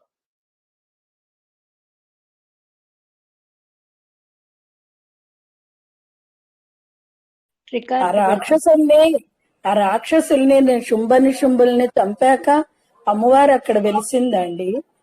అవునండి, అక్కడ వెలిసింది. అక్కడ కొంత కాలము ఆవిడ విశ్రాంతి తీసుకున్నారు అని చెప్పేసి అదొక అని అన్నారన్నమాట. దానికి గుర్తుగా వెలిసింది అనే కంటే కూడా అక్కడ శంకరాచార్య స్థాపించారు. ఆవిడ రెస్ట్ తీసుకున్నందుకు అని చెప్పేసి గుర్తుగా ఆయన ఎక్కడైతే వారి మరణం జరిగిందో ఆ మరణం జరిగినటువంటి ప్లేస్ లో కూడా శంకరాచార్య స్థాపించినటువంటి ఆలయము చండీదేవి ఆలయం.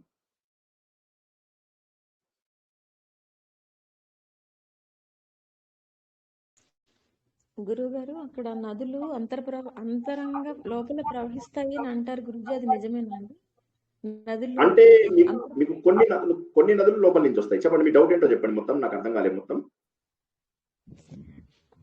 పైన మామూలుగా భూమి మీద ప్రవహించే నదులు కాకుండా ఆ కింద లోపల భూమిలో కూడా నదులు ప్రవహిస్తాయి అని అంటారు కదా గురూజీ, అది నిజమేనా అది అండి? తెలియదు మరి, అంతర్వాహినులు అయితే ఉండవచ్చు. ఇప్పుడు మీరు చూసినట్టయితే సరస్వతి రివర్ ఒక 2-3 కిలోమీటర్ల పాటు ప్రవహించి అలకానందలో కలిసిపోతుంది. మీరు సరస్వతి రివర్ ని ఒకే ఒక్క చోట ఇండియాలో చూడగలుగుతారు. అది మానా అంటే బద్రీ దగ్గర ఉన్నటువంటి ఒక ప్లేస్ లో మానాలో చూస్తారు. చూసినప్పుడు అక్కడ జరిగిన తర్వాత అది మళ్ళీ అలకానందలో కలిసి అది అంతర్వాహినిగా వెళ్తుంది అని చెప్పేసి చెప్తారు. కాకపోతే ఒక్కొక్క నదిలో కొన్ని వందల నదులు కలుస్తూ ఉంటాయి. అన్ని నదులని కనుక్కోవడము కష్టం. తెలిసిన ఇప్పుడు నేను ఇందాక చెప్పినటువంటి నదులు ఏవైతే పిండర గంగ, ధవల గంగ, తర్వాత మందాకిని, నందాకిని, భిలాంగన, ఏ భాగీరథి, ఇవన్నీ కూడా తెలిసినటువంటి పాపులర్ నదులు. తెలియక కూడా లోపల ఎన్నో నదులు, ఎన్నో స్ట్రీమ్స్ వెళ్తూ ఉండవచ్చు. కాకపోతే వాటికి ప్రాధాన్యత లేదు. ఒక్క సరస్వతి మాత్రము అదే అలకానందలో కలిసిపోయి పేరు మార్చుకున్నప్పటికీ కూడా అదే నది ముందుకు వెళ్లి అలహాబాద్ లోపల యమునా నదిని కలిసినప్పుడు గంగా, యమున, సరస్వతి అంటారు. అక్కడ మీకు సరస్వతి కనిపించదు. ఒకవైపు నుంచి గంగా, ఒకవైపు నుంచి యమున వస్తుంది. సరస్వతి గంగలో అంతర్వాహినిగా వచ్చింది అని మాత్రమే చెబుతారు. కాబట్టి భూమిలో కూడా ఉండవచ్చు నదులు. భూమిలో ఎప్పుడు కూడా నీళ్లు వస్తూనే ఉంటాయి, పొంగుతూనే ఉంటాయి. అది కాక ఏంటంటే ఈ నదులు నిరంతరము కొనసాగేవి. ఇవి పెరెన్నియల్ రివర్స్ అంటారు. వీటికి అంతుండదు అనమాట. ఇప్పుడు మన సైడ్, సౌత్ సైడ్ ఉన్నటువంటి నదులు ఏవైతే ఉన్నాయో ఇవన్నీ కూడా వర్షంతో కురిసేవి. వీటిని రెయిన్ ఫెడ్ రివర్స్ అంటారు అనమాట. ఇవన్నీ వర్షం ఆధారంగా పొంగేటటువంటి నదులు. కానీ మీరు అటువైపు చూసినట్టయితే హిమానీ నదాలు గంగా, యమున, సరస్వతి, బ్రహ్మపుత్ర, సింధు నది, తర్వాత ఈ నదులు ఏవైతే సట్లెజ్, బియాస్, రావి, ఝీలం, ఈ నదులన్నీ కూడా ఏవైతే ఉన్నాయో ఇవన్నీ నిరంతరము కొనసాగే నదులు. ఎందుకంటే హిమానీ నదాలు, హిమాలయాలు కరిగి వస్తాయి కాబట్టి అవి నిరంతరము కొనసాగుతూ ఉంటాయి అన్నమాట. ఉండొచ్చు, ఎన్ని నదులైనా ఉండవచ్చు, లోపల కూడా ఉండవచ్చు, భూమిలోంచి కూడా కొన్ని ఉండవచ్చు, సైడ్ నుంచి ఎన్నో స్ట్రీమ్స్ కూడా వస్తూ ఉంటాయి. కాబట్టి అవి కూడా వచ్చి కలుస్తూ ఉంటాయి. కానీ మనకు కనిపించేవి పాపులర్ రివర్స్ మాత్రం ఇవే. జై శ్రీకృష్ణ. గురువు గారు, చాతుర్మాసం వ్రతం అంటే ఏంటండి? దాని గురించి చెప్తారా కొంచెం? అది ఎవరు పాటించవచ్చు? చాతుర్మాస్యము జనరల్ గా ఏంటంటే ఈ సన్యాసులు వాళ్ళకి ఎక్కువ ఇదన్నమాట. విష్ణుమూర్తి శయన ఏకాదశి నుంచి ఉత్థాన ఏకాదశి వరకు ఏవైతే 4 నెలల కాలం ఉంటుందో ఈ 4 నెలలు మామూలుగా వర్షం ఉంటుందన్నమాట. వర్షం ఉండడం వల్ల ఏమవుతుంది, దేశంలో అన్ని చోట్ల తిరుగుతున్నటువంటి సాధు పుంగవులు, తర్వాత ఋషులు, తర్వాత పీఠాధిపతులు, వీరందరూ ఒక చోటు నుంచి మరో చోటికి వెళ్తూ వెళ్తూ వెళ్తూ వెళ్తూ ఒక దగ్గర ఆగిపోతారు. ఈ 4 నెలల పాటు వర్షం కురుస్తుంది కాబట్టి ఆగిపోతారు. ఆగిపోయి ఏం చేస్తారు, అక్కడ వాళ్ళకి మరి లోకల్ వాళ్ళ దగ్గర వాళ్ళు భోజనాలు చేయాల్సి వస్తుంది, లోకల్ వాళ్ళు ఇచ్చినటువంటి వసతులలో ఉండవలసి వస్తుంది. కాబట్టి అప్పుడు వాళ్ళు ఏం చేస్తారంటే వాళ్ళకి రామాయణాలు, మహాభారతాలు, పురాణాలు, రామాయణ మహాభారత పురాణాలు, తర్వాత ఇవన్నీ కూడా వాళ్ళకి చెబుతూ ఈ 4 నెలల పాటు జనాలందరి దగ్గర ఆతిథ్యం స్వీకరిస్తూ వారిని మంచి దారిలో పెడుతూ ఆ 4 నెలల పాటు ఉంటారన్నమాట. ఈ 4 నెలల్లో జరిగేది మాత్రం, ఈ 4 నెలల్లో వాళ్ళకి కొన్ని దీక్షలు ఉంటాయి. అంటే చాతుర్మాస్య దీక్ష తీసుకోవడం అని ఒకటి ఉంటుంది అనమాట. ఆ దీక్ష తీసుకున్న తర్వాత ఇంకా వారు ఎక్కడికి కదలడానికి వీలుండదు.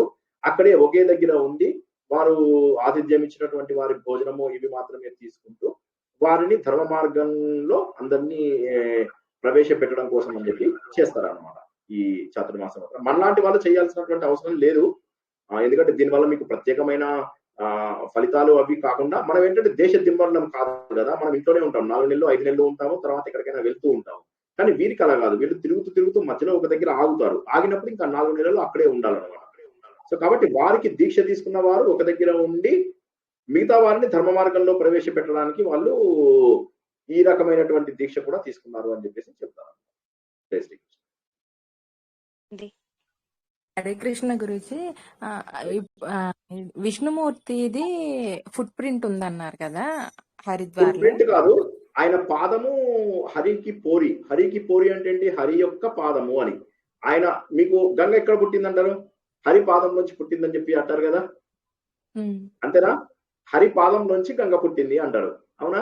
హరికి పోడిలో పాదం పెట్టాడు, పెడితే అక్కడ నుంచి గంగ పుట్టింది అంటారు. దీన్నే గంగా ద్వారం అని కూడా అంటారు అని చెప్పేసి మనం తెలుసుకున్నాము.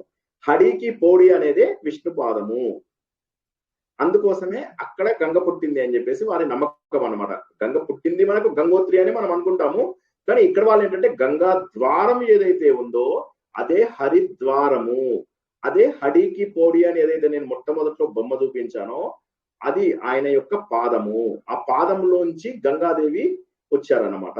సో అదన్నమాట. అందుకోసం అని చెప్పి కాబట్టి అక్కడ మీరు పాదాన్ని ప్రత్యేకంగా చూడలేరు, కానీ అక్కడ మీరు ప్రవహిస్తున్నటువంటి ఉధృతంగా ప్రవహిస్తున్నటువంటి గంగను, అక్కడ విశాలమైనటువంటి ఘాటుని మీరు చూస్తారన్నమాట. కాబట్టి మీకు ఈ ఒక్క ఘాట్ లోనే చాలా మంది ఉంటారు.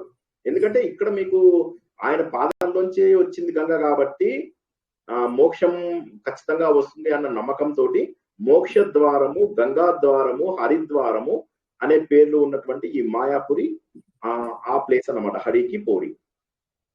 జై శ్రీకృష్ణ. హరే కృష్ణ. మళ్ళీ రికార్డు పెడుతుంది సార్.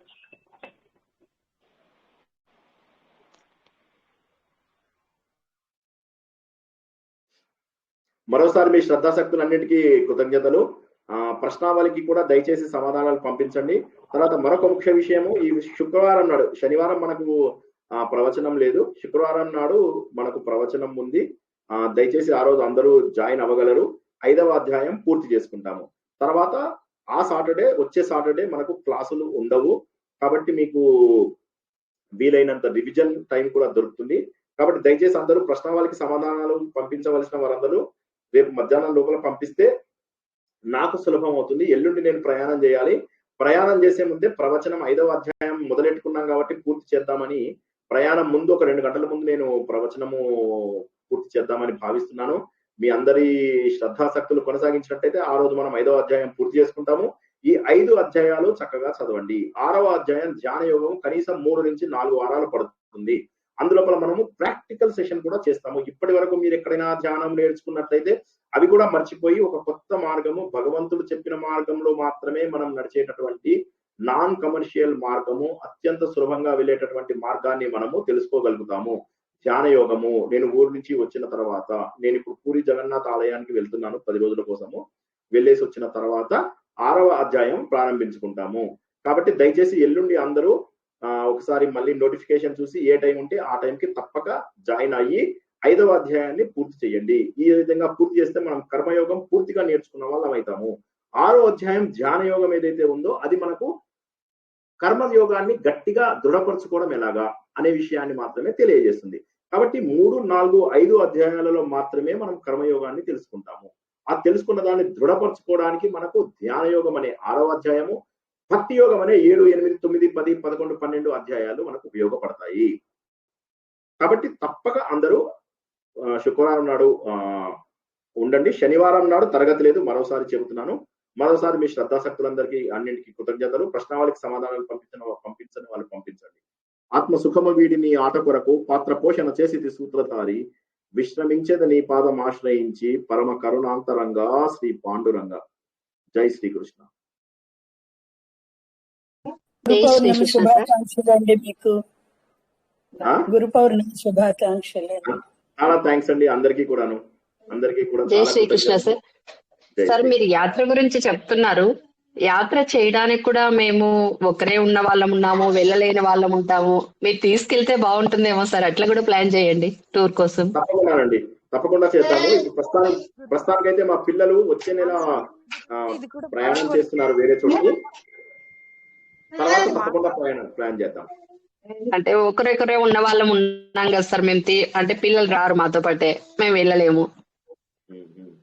అది సారిక గారు, రాధ గారు వారికి అడగండి, వారు ప్లాన్ చేస్తే తప్పకుండా నేను మీ అందరినీ దగ్గరుండి తీసుకెళ్తాను. మనమే ప్లాన్ చేయొచ్చు, చూద్దాం. అది వీలైతే తప్పకుండా వెళ్దాము. భగవంతుడి వీలు కావాలని చెప్పి.